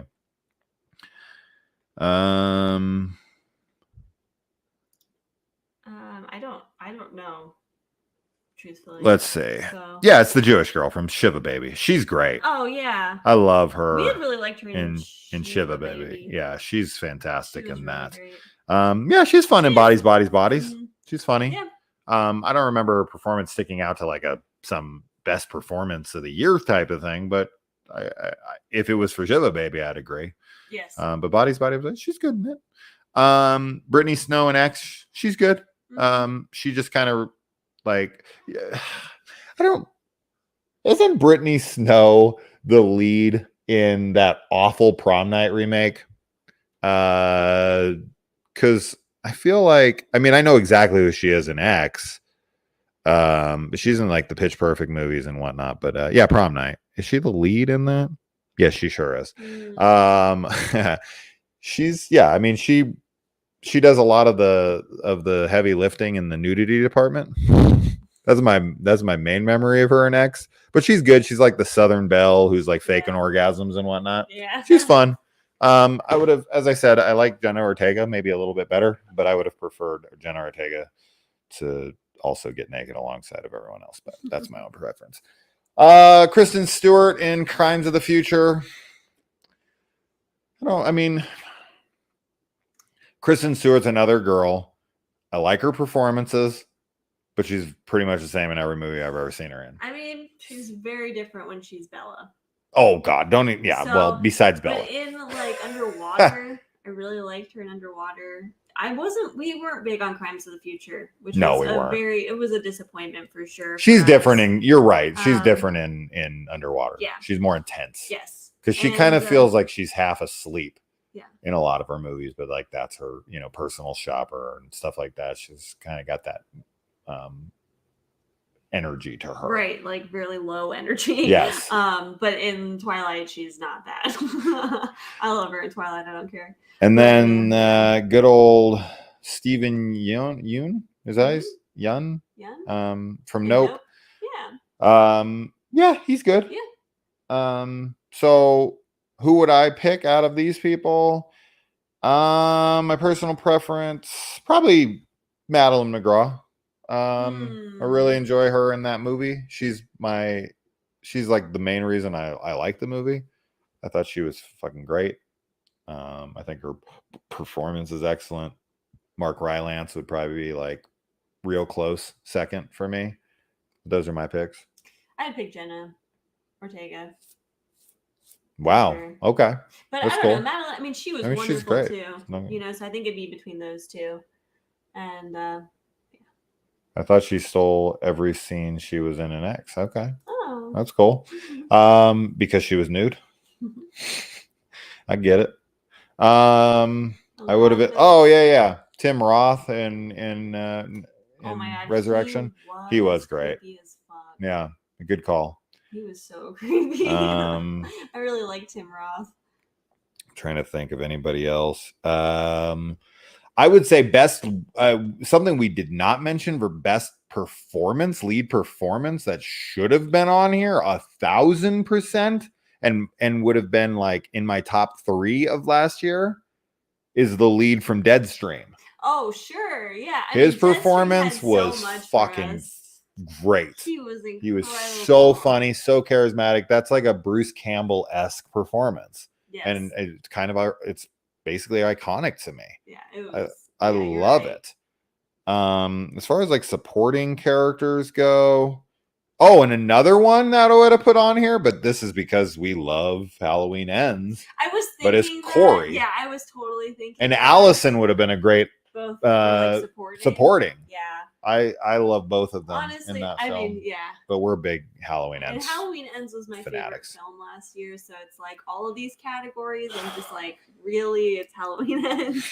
All of them, even international. No, but yeah. No, I know a lot of people hate Halloween Ends, so it is what it is. Okay, so and your pick was Jenna Ortega. Yes. The winner was Madeline McGraw, so I do agree. I think that's totally deserved. She was really wonderful. Yeah. Okay, best director. We've got Zach Kreger for Barbarian, David Cronenberg for Crimes of the Future, Chloe Okuno for Watcher, Jordan Peele for Nope, and Ty West for X. For me, on this list, it's easily X. Ty West for sure. He could have won for Pearl or Nope. In fact, or not Nope, X. I think honestly, what I would have done if I was them is I would have put Ty West for X and Pearl and made that the winner. Yeah. Because come on, you've got 2 films on here that are excellent, both by the same director in the same year. Ty West for X and Pearl together in one. It's for me that wouldn't have been cheating to me, because if you can release 2 movies in the same year that are both that good, oh my God, you should get it, and it shouldn't be 2 separate films. No, it should be both those movies. Both of them. But I guess if they did that, a lot of directors would try to like make 2 big movies in a year, right? And be like, hey, yeah, got it. Yeah. But I don't know. It's the Chainsaw Awards. I don't think people care as much. So, but for me, now, what I would have put in here myself would have been David Gordon Green for Halloween Ends. Absolutely. I would have loved to have seen. God, there's a lot of movies. Honestly, Parker Fenn for Smile. I think that movie is perfectly executed as a horror movie. I think just like for pure horror direction, Smile is really phenomenal. Yes. 100%. The way the gags like are set up. Yeah, the jump scares and everything is excellent. And just the story, all of it is perfect horror film. Yeah. I agree for sure. For both of those to be added on. Fan of the channel. I'm a newbie. I'd rather see you guys do your own awards. I mean, Aw. we kind of kinda are. do. Well, That's we- what we're doing right now. Is we're including the ones we would have added, what Yeah. we would have picked for the winner. So it's basically that. Yeah, we And we also do the the best of the recap year. at the end of the year. We where do it every year. Do go through. So, Yeah, but yeah, yeah. Then you know what another category should have been? Would have been like biggest surprise or like most fun, oh yeah, right? most Which fun. Deadstream would be the most fun film. Mhm. Day Shift was another one that was We like had so much fun with that one. that was like biggest surprise, close to one of the more fun movies of the year. Just had a blast the entire time we watched it. But anyway, all right, best director for you. Oh yeah, dude, 100% best set design for Jeepers Creepers bro. Reborn. You mean best fucking green screen? bro. That movie. Oh my god. It's a toss up between Cronenberg and Ty West. I'll give it to Ty. Yeah, for you? I mean, yeah, from this list, it's Ty West for Yeah. me. Yeah. Well, that is not who won. It is Jordan Peele for Nope. I think that's. I mean, I really It's liked a Nope. big movie. Yeah, it right? was so huge. It's got some great direction to it. It's very Yes. Steven Spielberg-esque film. You know, I saw a really cool TikTok that was like breaking down some of the scenes, or not breaking down, but like comparing like the scenes of the like ship in Nope with like biblical angels. The ship. It was really cool though. Like they look very similar. And so I don't know. I definitely really enjoyed Nope. And I think it's deserving, you know, like whenever, like this is the other thing, right? Like with rating and like giving awards, like all of these films, aside from Speak No Evil, Yeah. like people, you know, put a lot of work into, and they all have great things with them. Yeah. So I hate being like, oh, I mean, there's a lot of movies I could put on here for best direction yeah. that were not included. But of these, I mean, it's Ty West for 2022. Yes. And hopefully with Maxine, he'll be best director again. We shall see. All right, best screenplay. We've got The Black Phone, Barbarian, Pearl, that was written by Mia Goth and Ty West, Nope, and The Menu.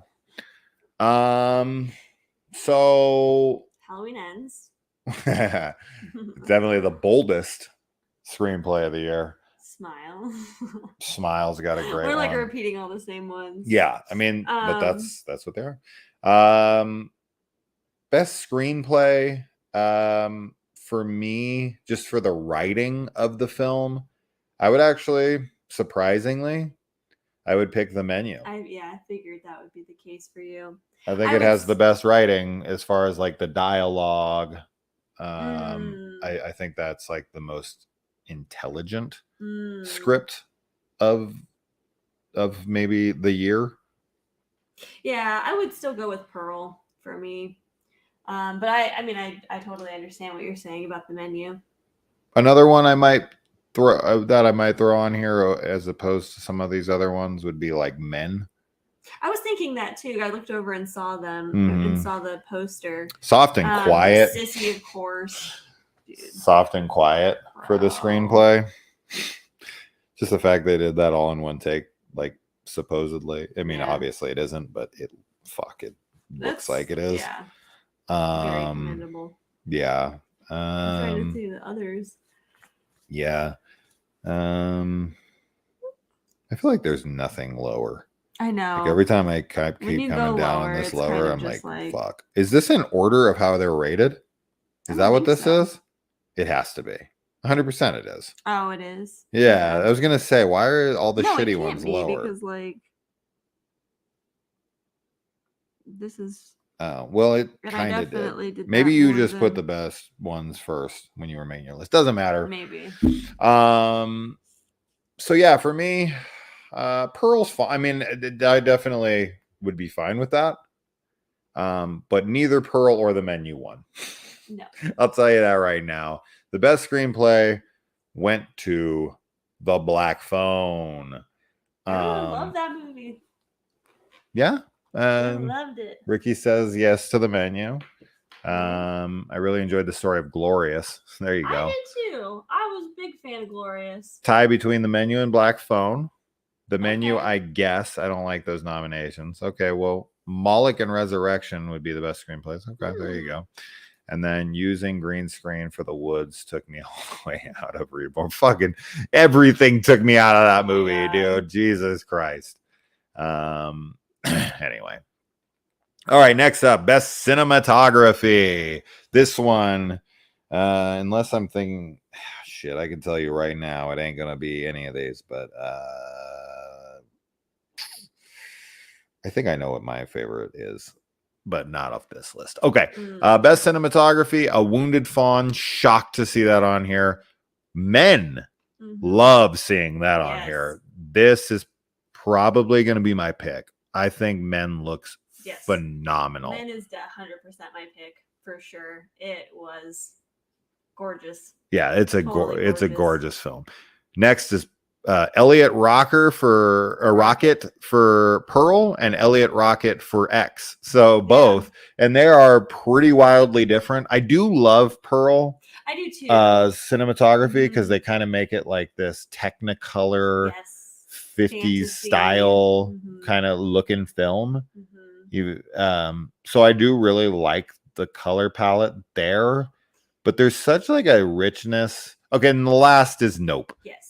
Which is also a pretty gorgeous film. There's some great shots. Nope's great looking. Yeah. But one off of here, I know we're beating a dead horse, but a movie that I just think is so fucking great to look at is Halloween Ends. I think it's I mean, I don't know how anybody could deny that the movie looks good. Right? So you can hate the movie all you want, but the cinematography is phenomenal. Oh man. I think it's might be the best looking Halloween movie. Period. It's got such a great look to it. Yeah. So there you go. For but shit. Yeah, the night shots in Nope are great. I agree. Yes. Yes, for sure. You're right on that. The night shots are fantastic. Oh man, when they're in the like what is it? Is it the barn area? Yeah. Bro, that stuff is great. Yeah. Yeah, I think we mentioned that in our review on like how beautiful the night looked. Yeah. Which is definitely hard to capture, like the richness. So yeah, I mean, I'm fine with that winning, which it did. It did. So Nope is the winner for cinematography. But of these, I'm still sticking with Men. Yeah. I love the look of it. I am a massive fan, and I'm very happy to see it included. Yes. Okay, next up, we have best score. This is a big one. Of course, with horror, score is massive. So first up, we've got Nope. Honestly, I could not tell you. I do not remember the score at all. I don't either. That's not a good sign. I know. I don't remember mentioning it. I don't remember thinking about it. No, I don't. But maybe if we rewatched it, we'd be like, "Oh, this is great. What were we thinking?" I know. Well, it's definitely a film I'd love to rewatch. At some point. Yeah. But we'll have to pay attention when we rewatch to the score. But yeah, as of right now, that was not one that was memorable for me last year. Yeah. Men. Next is Men. Was very memorable. Mem is great. We were really into the score and the sound design in Men. Yeah. It's definitely one of the things that makes it. Oh my gosh, the bridge scene and all that, just beautifully creepy. Yeah. Next up is Pearl. I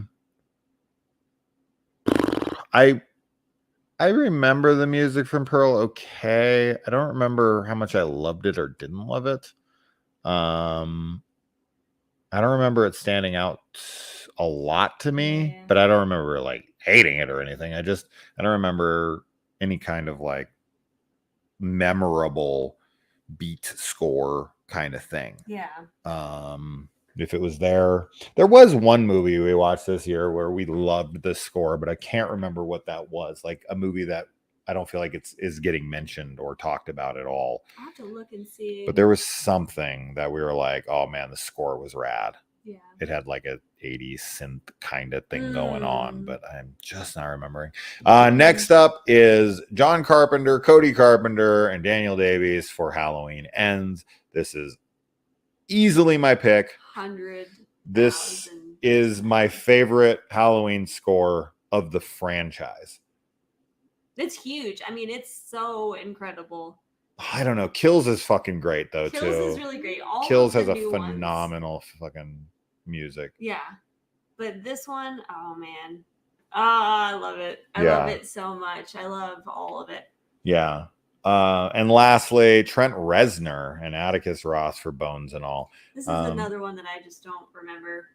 I remember it being really like quiet and like backgroundy.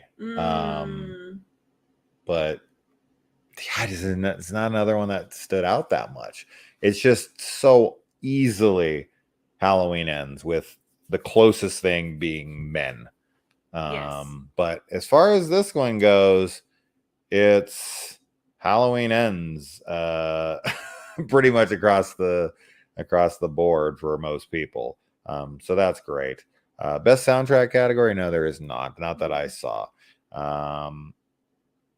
Oh yeah, I remember Barbarian stuff being all right. Been watching you since Super Scoopers 3. Love y'all. Halloween Ends is man general though, mostly for lackluster ending. Halloween Ends score. Yup. The scores for the new Halloween movies are legendary. Yes. Yup. Halloween Ends and Kills. Were you there? Yup. Got good old Chris Snyder in the room. Hello. I feel Halloween Ends is an easy win on this. That's the score that stands out the most, 100%. Halloween 2018 is my favorite score of the franchise, but Kills and Ends have awesome scores too. Yep. Reznor's score was more ambient. Yeah, that I don't know it.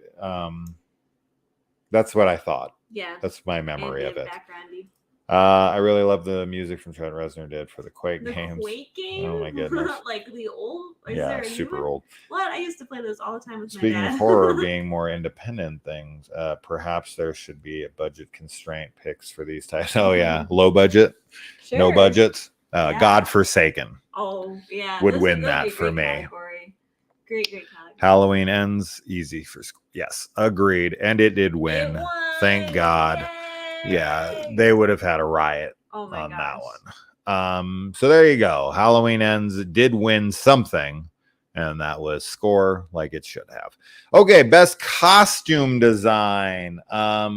Nope. Costume. I mean, I guess like Steven Yeun's like cowboy outfit is memorable. It is.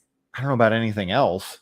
Yeah. Everybody else is just wearing like basic regular clothing that I remember. Yeah, the costume design didn't like super. It's just his cowboy outfit. Right. It's like a red and white kind of like white striped suit. Yeah. That's all I remember from that movie. So I don't know about that one. Prey.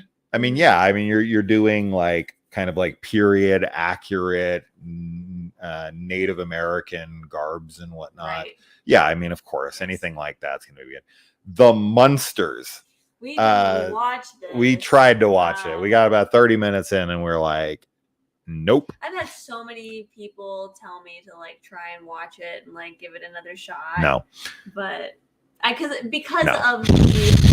of the design and because of like how it looks and everything, that it was like, you know, great in that way, but no, I'm not watching it.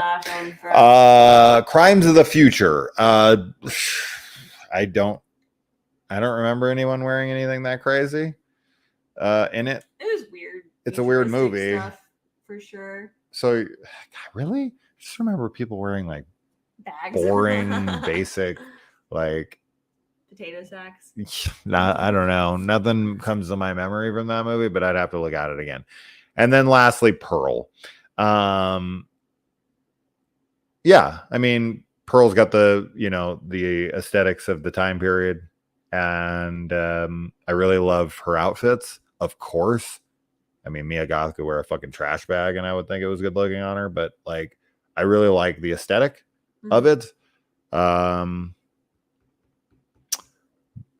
these, let me look at the list of like outfits. We got people going with Terrifier 2. Yeah, I actually kind of agree with that. Lauren Lavera's Her like Halloween warrior costume, princess outfit is really iconic. yes, and it is. and Art the of Clown's course. outfit. Mhm. I agree with that. And the little I don't remember her name. Oh, the yeah. ghost girl, uh-huh. demon girl. His little She looks sidekick. wonderful. And then we got a lot of Halloween costumes going on. Mhm. Yeah, That would have some really great costumes. I'm gonna go. for Yeah, sure. I agree. That's cool. I'm gonna go with that. That makes sense. But of everything on the list,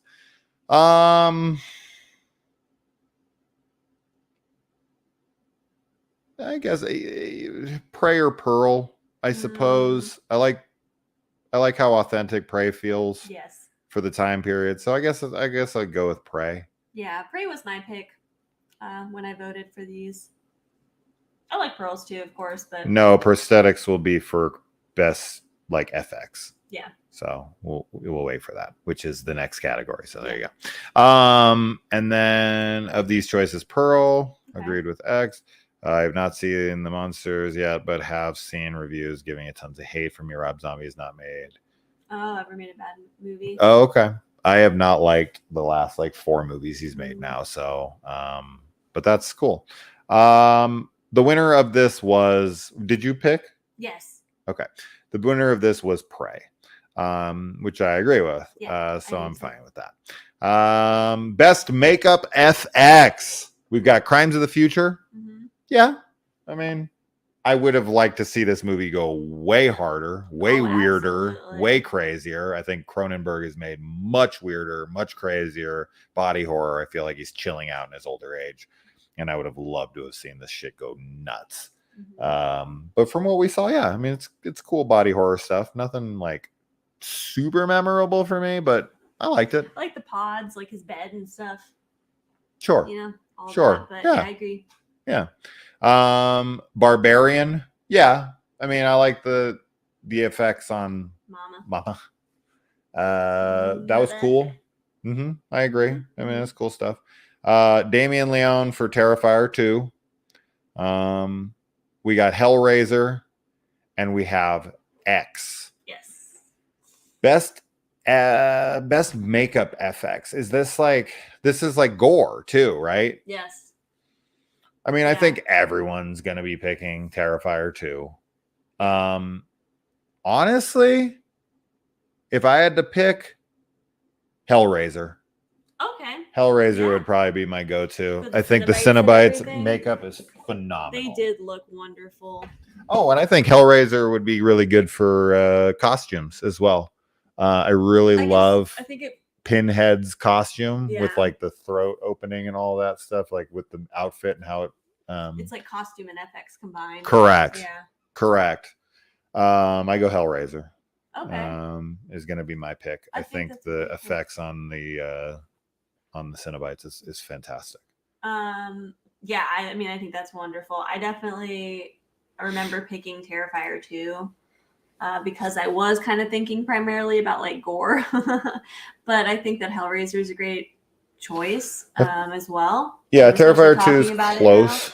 now. And then also X. I mean, I definitely liked the old lady makeup and everything. I thought Sure. that was great. So I thought the butchering, like the in Pearl when she's like cutting up the body at the end. Yeah. Was super Gnarly. hyper realistic. Super real. We were like shocked by that. Yeah, so for like most realistic gore of the year, I'd probably go with that last kill in Pearl. Or Sissy's kill. Sissy's is still like it's still a little ridiculous. It doesn't look really intense. Exactly real. Yeah.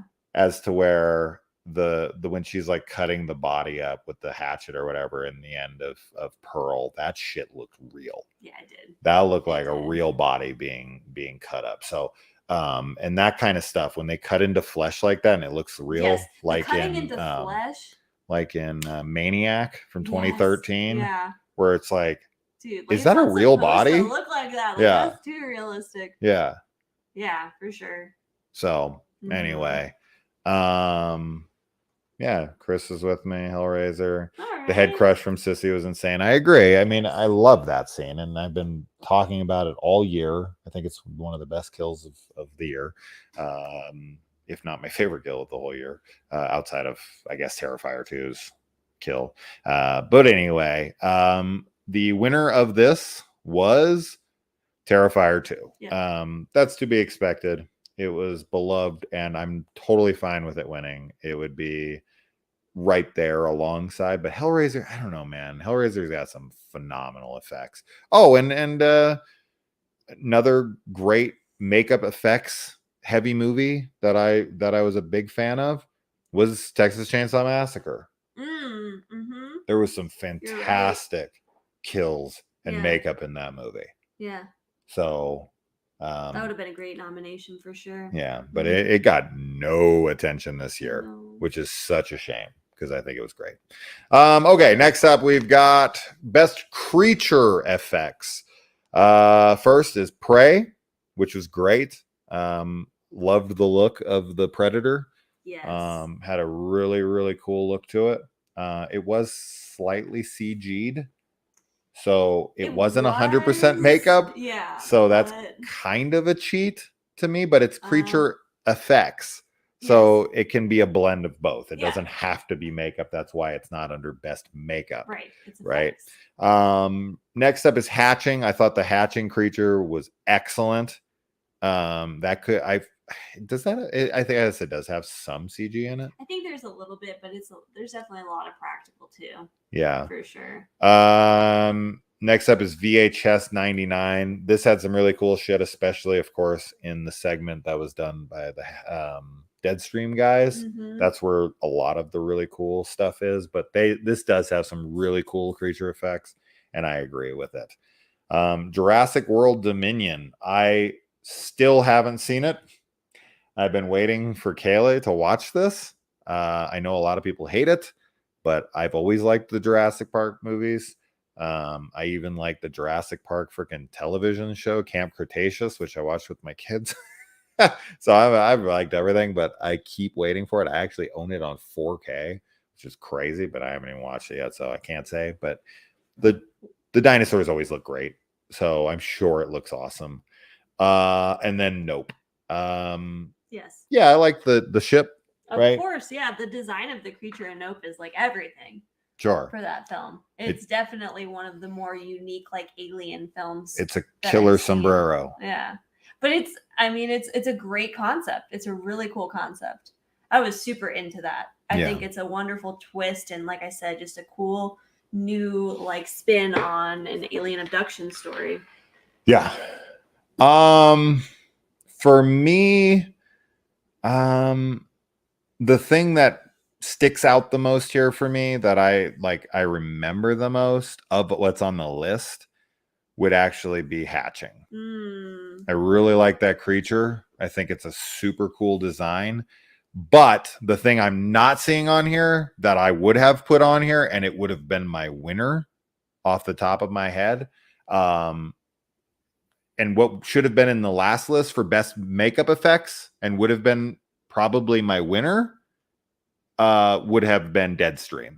The Deadstream monsters FX makeup was fantastic and so my style. Yeah. I love all the creatures. There's so many different kinds of monsters. So I guess that's creature effects. I would put it under creature effects. So Deadstream would be either that or the Smile monster. I was gonna say that one to me. When you see the monster at the end of Smile, it's horrifying. I was like, I'm leaving the planet. It was so good. Yeah. I would definitely put the Smile creature under creature effects. And I agree with you, of course, about the Deadstream monsters too. Yeah.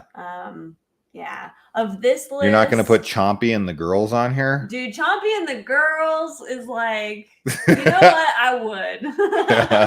I don't care that movie's a little silly. I was super scared by Chompy. And I don't know. That's one of those weird films that like shouldn't have scared me, but it really did. No, it shouldn't have scared you. I agree. It freaked me out, dude. I don't care when he's eating the girls. Like, no. From this list, though, I like the look of Moloch as well. which is really cool. Sorry, go ahead. I wonder if Mad God for a creature, because there's so many like little Dude, guys. the whole right? movie is Like, creature so effects. I'm like wondering. I guess that would be on there for me too. Yeah, Like, sure. probably be my main thing, just because it's like The whole thing. the attention to detail in that. Sure. Yeah. Now that I'm thinking about it, that really should be on there, and that would probably be what I pick. Uh-huh. But from this list, the most memorable for me was Nope and Prey. I actually really liked the look of the Predator. But as I was saying about the Nope twist on the ship, I really love that. So, yeah. Yeah, no on Jurassic World because having good looking dinosaurs is a given by now. I agree with that. I mean, it's you're basically just. I'm sure they're kind of just copying, pasting.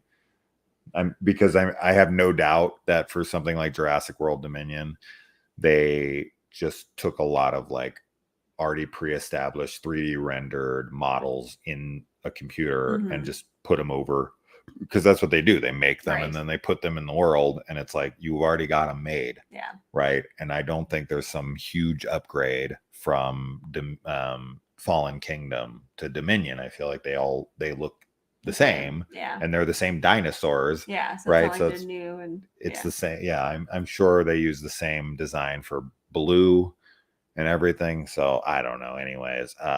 But the winner for this was Prey. Yeah. I'm fine with that. Me too. Yeah. Yeah, me too, for sure. I think the effects on that are cool, but my pick would have been either Deadstream or Smile Monster. Deadstream probably, Smile just because Monster. there's so many.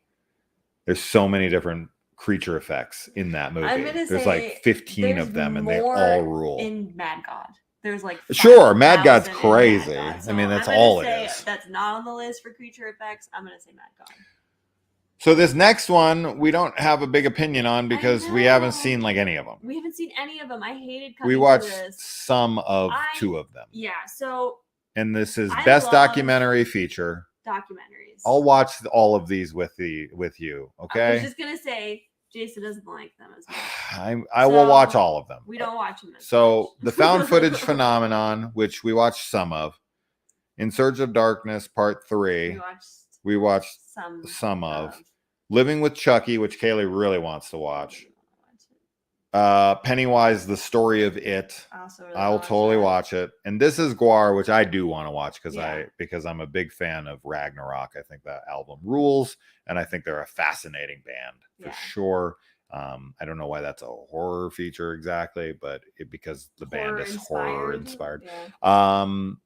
So I have no opinion on this, but the winner is Pennywise, The Story of It, which makes me really interested. I know, me too. Because I have read it, and I've seen, of course, all the adaptations. It's my favorite Stephen King creation. And same thing with this next one.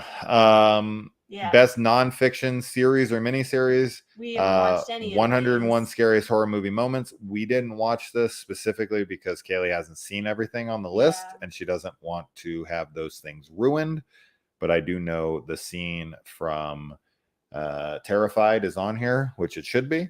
The scene from didn't it have from A Drop of Water? Oh, should be on there. Should be on there. Fucking Mario Bava's Black Sabbath. No, Drop of Water. Dead. I'm gone. One of the definitely one of the greatest scenes of all time. Cursed Films 2. We watched a couple. I think we watched like an episode of Cursed Films 1. Maybe with like the Exorcist and the Omen. Exorcist, I think so. Yeah. Then Dragula Titans. Never know. I know that's on Shudder. I know it's like drag queens. I don't know fucking thing about it. No. Joe Bob. I've never watched a Joe Bob thing in my entire life. Can you believe that? Loves Joe Bob.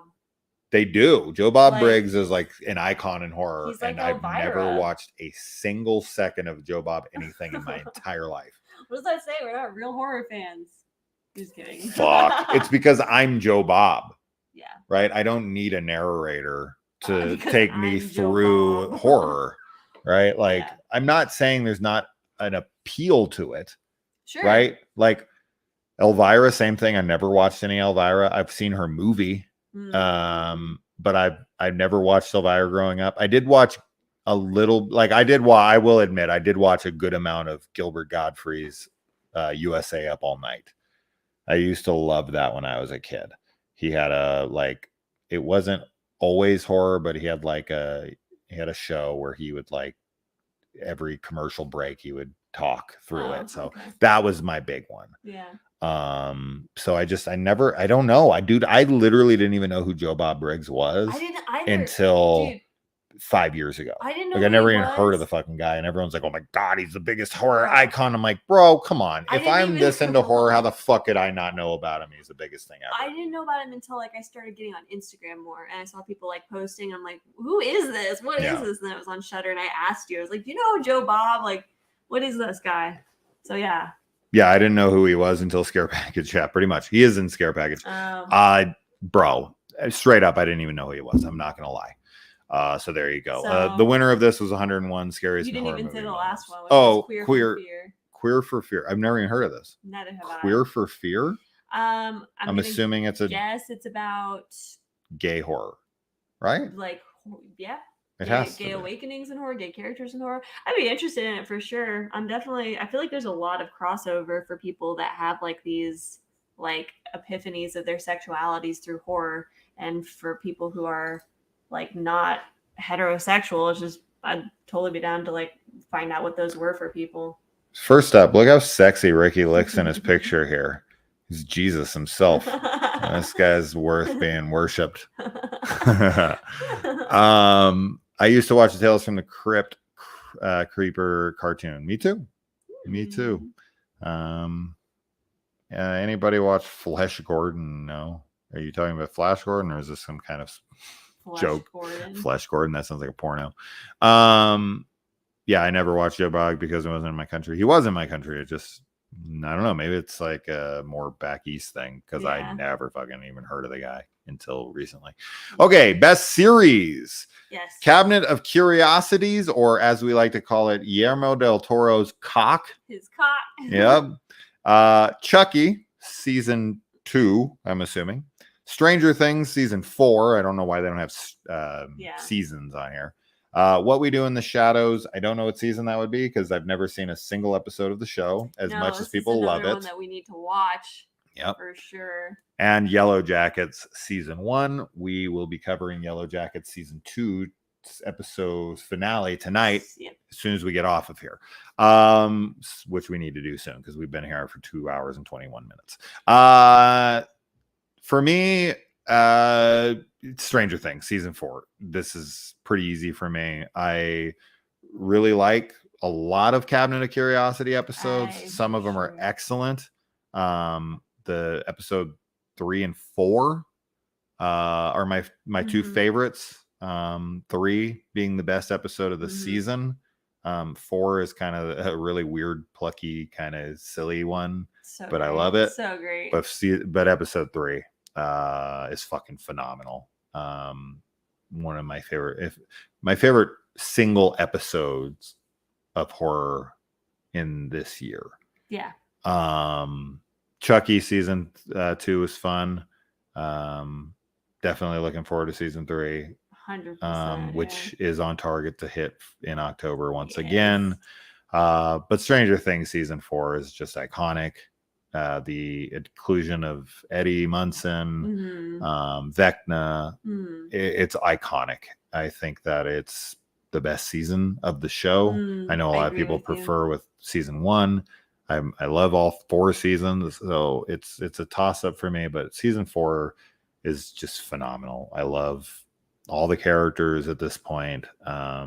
I think they really nailed everything they were going for. I think it's iconic. I think the Max scene with running up that hill and her flying, over the graveyard and all that stuff, that shit's phenomenal. I mean, it's an easy win for me. Stranger Things season 4 is the most iconic thing on this list by far and away.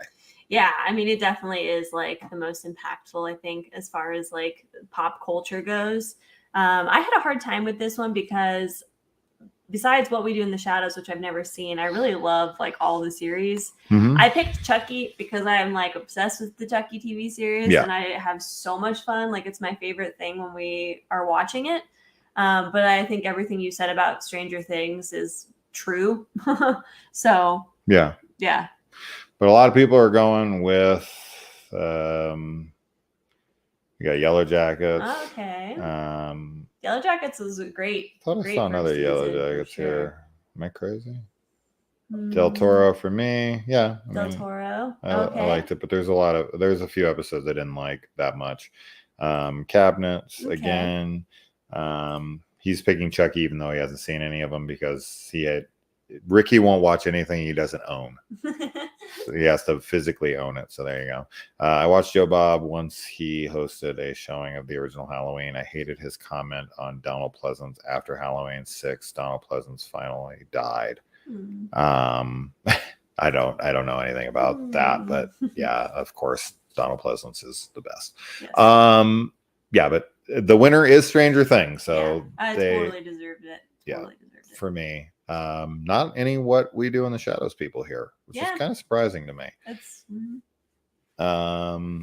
okay. Next up is Best Short, which we prepared for right before this. We watched all of these because we haven't seen except any for of one them. because we could not find it. Right. If you guys can send us a link to watch Oh Glory, do so.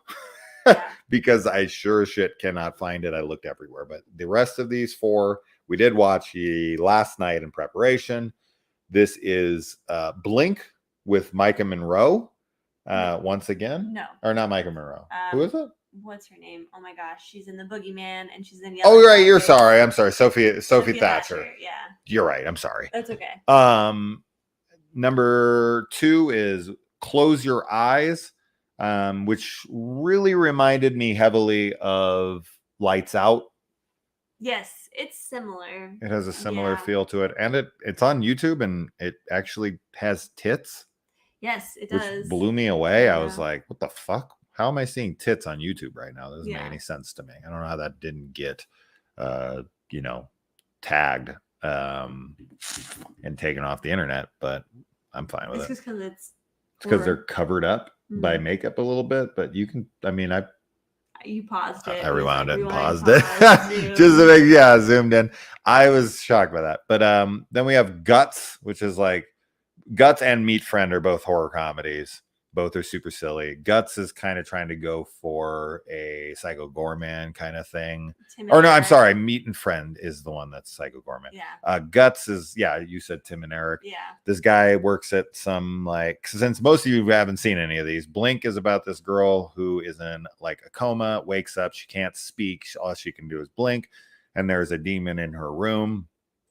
Then Close Your Eyes is about this guy who's like knocking at his door, and then like he tells his friend to knock at the door as well. Then he's like walking around the house thinking he's hearing things.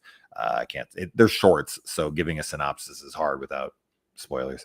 Guts is about a guy who works at like an office, and he literally has his guts on the outside of his body, which is absolutely ridiculous and just insane. Meat Friend is about a little girl who makes friends with like a meat puppet. And that's it. I mean, I don't know what else to say about that. And Oh Glory, we couldn't find. So I don't know what the hell it's about.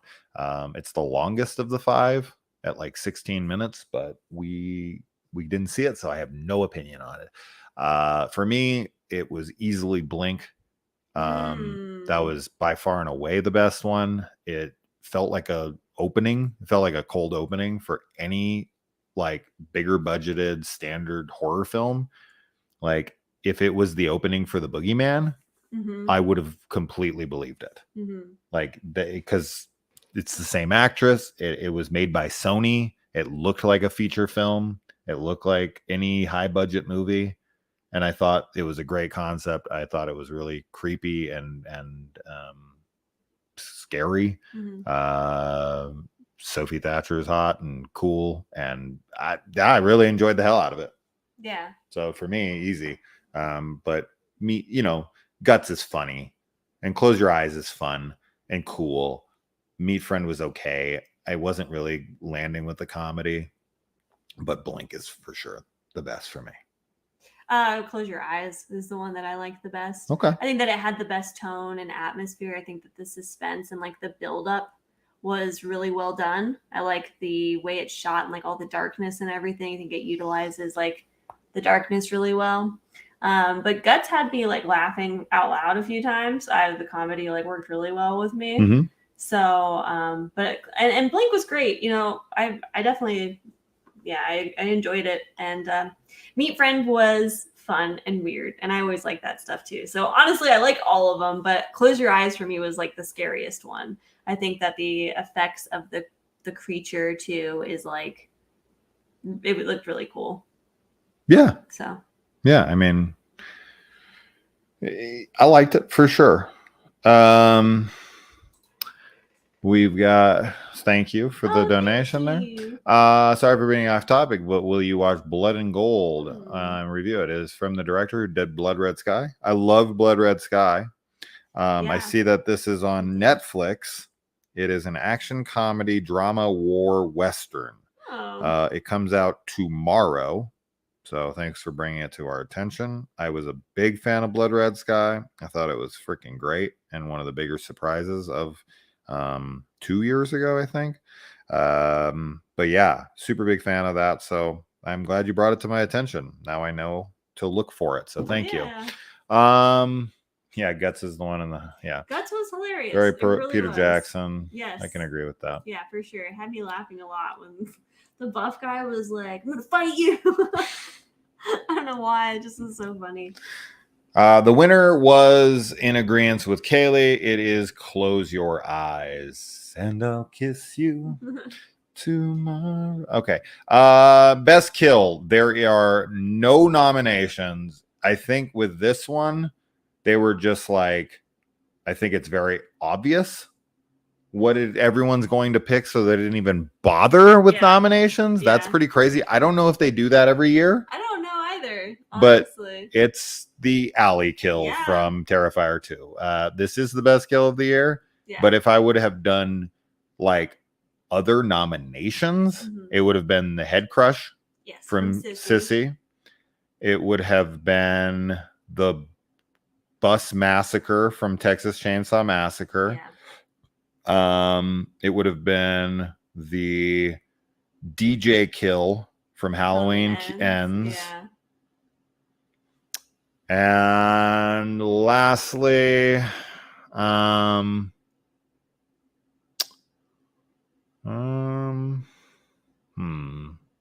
to remember what other ones we said.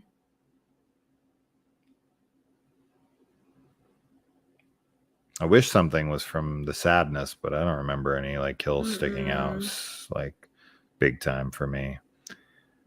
I'm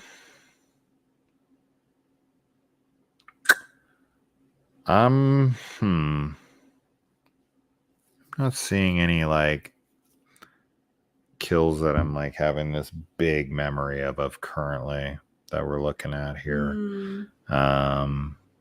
Yeah. Probably something in like X or Pearl or like Deadstream didn't really have any kills though. But yeah, I think I'll stick with what I said. Those are the ones, but obviously Terrifier 2 won. Are you guys a big fan? Thank you for the donation. Are we big fans of Black Christmas? Yeah, I mean the first one. I didn't used to like the first one that much, but I actually love it now. And his voice is terrifying. I quite like the 2006 movie. I loathe the 2019 movie. I think it's horribly offensive, and I would never say those words, but holy fuck, I hate it. There you go. Now, getting to a really cool little category here, the Editor's Eyeball Award. You have two things here. Number one, Lauren Lavera for Terrifier 2. I'm glad we did a 30-minute interview with Lauren. She was a total doll, super sweetheart, and we loved every second of hanging out with her. So check that out if you haven't seen it. It was a great interview. So great that she won something. I don't know why she wasn't in the like best performances. I don't either. That's kind of lame. And then also really cool, Emily Bennett and Justin Brooks for Alone with You, which we were massive fans of. so glad to see it getting any kind Yes. of attention here and getting an award, because Alone with You was definitely, that was the first movie we It watched was. in 2020. And we were like too. blown away And we by were like, it. what is this? 100%. Yeah. I'd love to rewatch it. I would too. It's fantastic. It's definitely like a major recommendation. Yeah. If anybody hasn't seen it. And I'm like you, I'm just really happy that it's getting recognition. Oh, the blowtorch kill. We don't get to Yeah. really see it. I know. Is the I problem. like We it, see a though. little bit I of do it. like it quite a lot. Sure. Yeah. I like it. It's mean spirited. Yes. But of the kills in that movie, the DJ kill with his jaw completely broken apart and all that, that shit's awesome. And his tongue's cut out and it skips over the record and everything. Yeah. It's awesome. That's definitely my favorite kill in that film and would have made my top 5 kills of the year for sure. So there you go, guys. That is the Chainsaw Awards. We did it. We did it. It was fun hanging out with all y'all again. Yeah. We're going to jump off here. So thank you to everyone who hung out. I know a lot of you came late. We were only at like 5 or 6 people for the first like hour. Yeah. And I was like, what the hell is Yeah. happening? But then, 25 plus people joined towards the end. So I guess we should have announced we were doing this, but it's kind of a last minute thought. And I was like, we voted on this. We should talk about it. We haven't done a live stream in a while. Okay, so we are doing another live stream tomorrow for patrons and members. We apologize for not having done a live stream for everyone in a little while, but we'll try to do more of them. I don't know what the next one will be. Any suggestions, let us know. But tomorrow, if you are a member or a patron, join us for our 3rd book club meeting, where we read The Final Girl Support Group by Grady Hendrix. Yes. And I look forward to talking about that with whoever. Yeah, I'm really excited to talk about it. I've been enjoying our book clubs. I think they're fun. And we don't have a lot of people that join, but the people that do, it's so nice to hang out with them. And so, yeah, you should do it. Well, thank you, Vincent. Thank you. Thank you, King of the Dead. Thank you to Robert. Thank you to Dieter. I think we said that right the first time. And thank you to Harry Hagen. I think it's Hagen. That makes more sense. Thank you. For your That's really donations. so sweet. That was super, super nice. And even if you didn't donate, you guys rule. Yes. Thank you so much for the support, for hanging out. And thank you.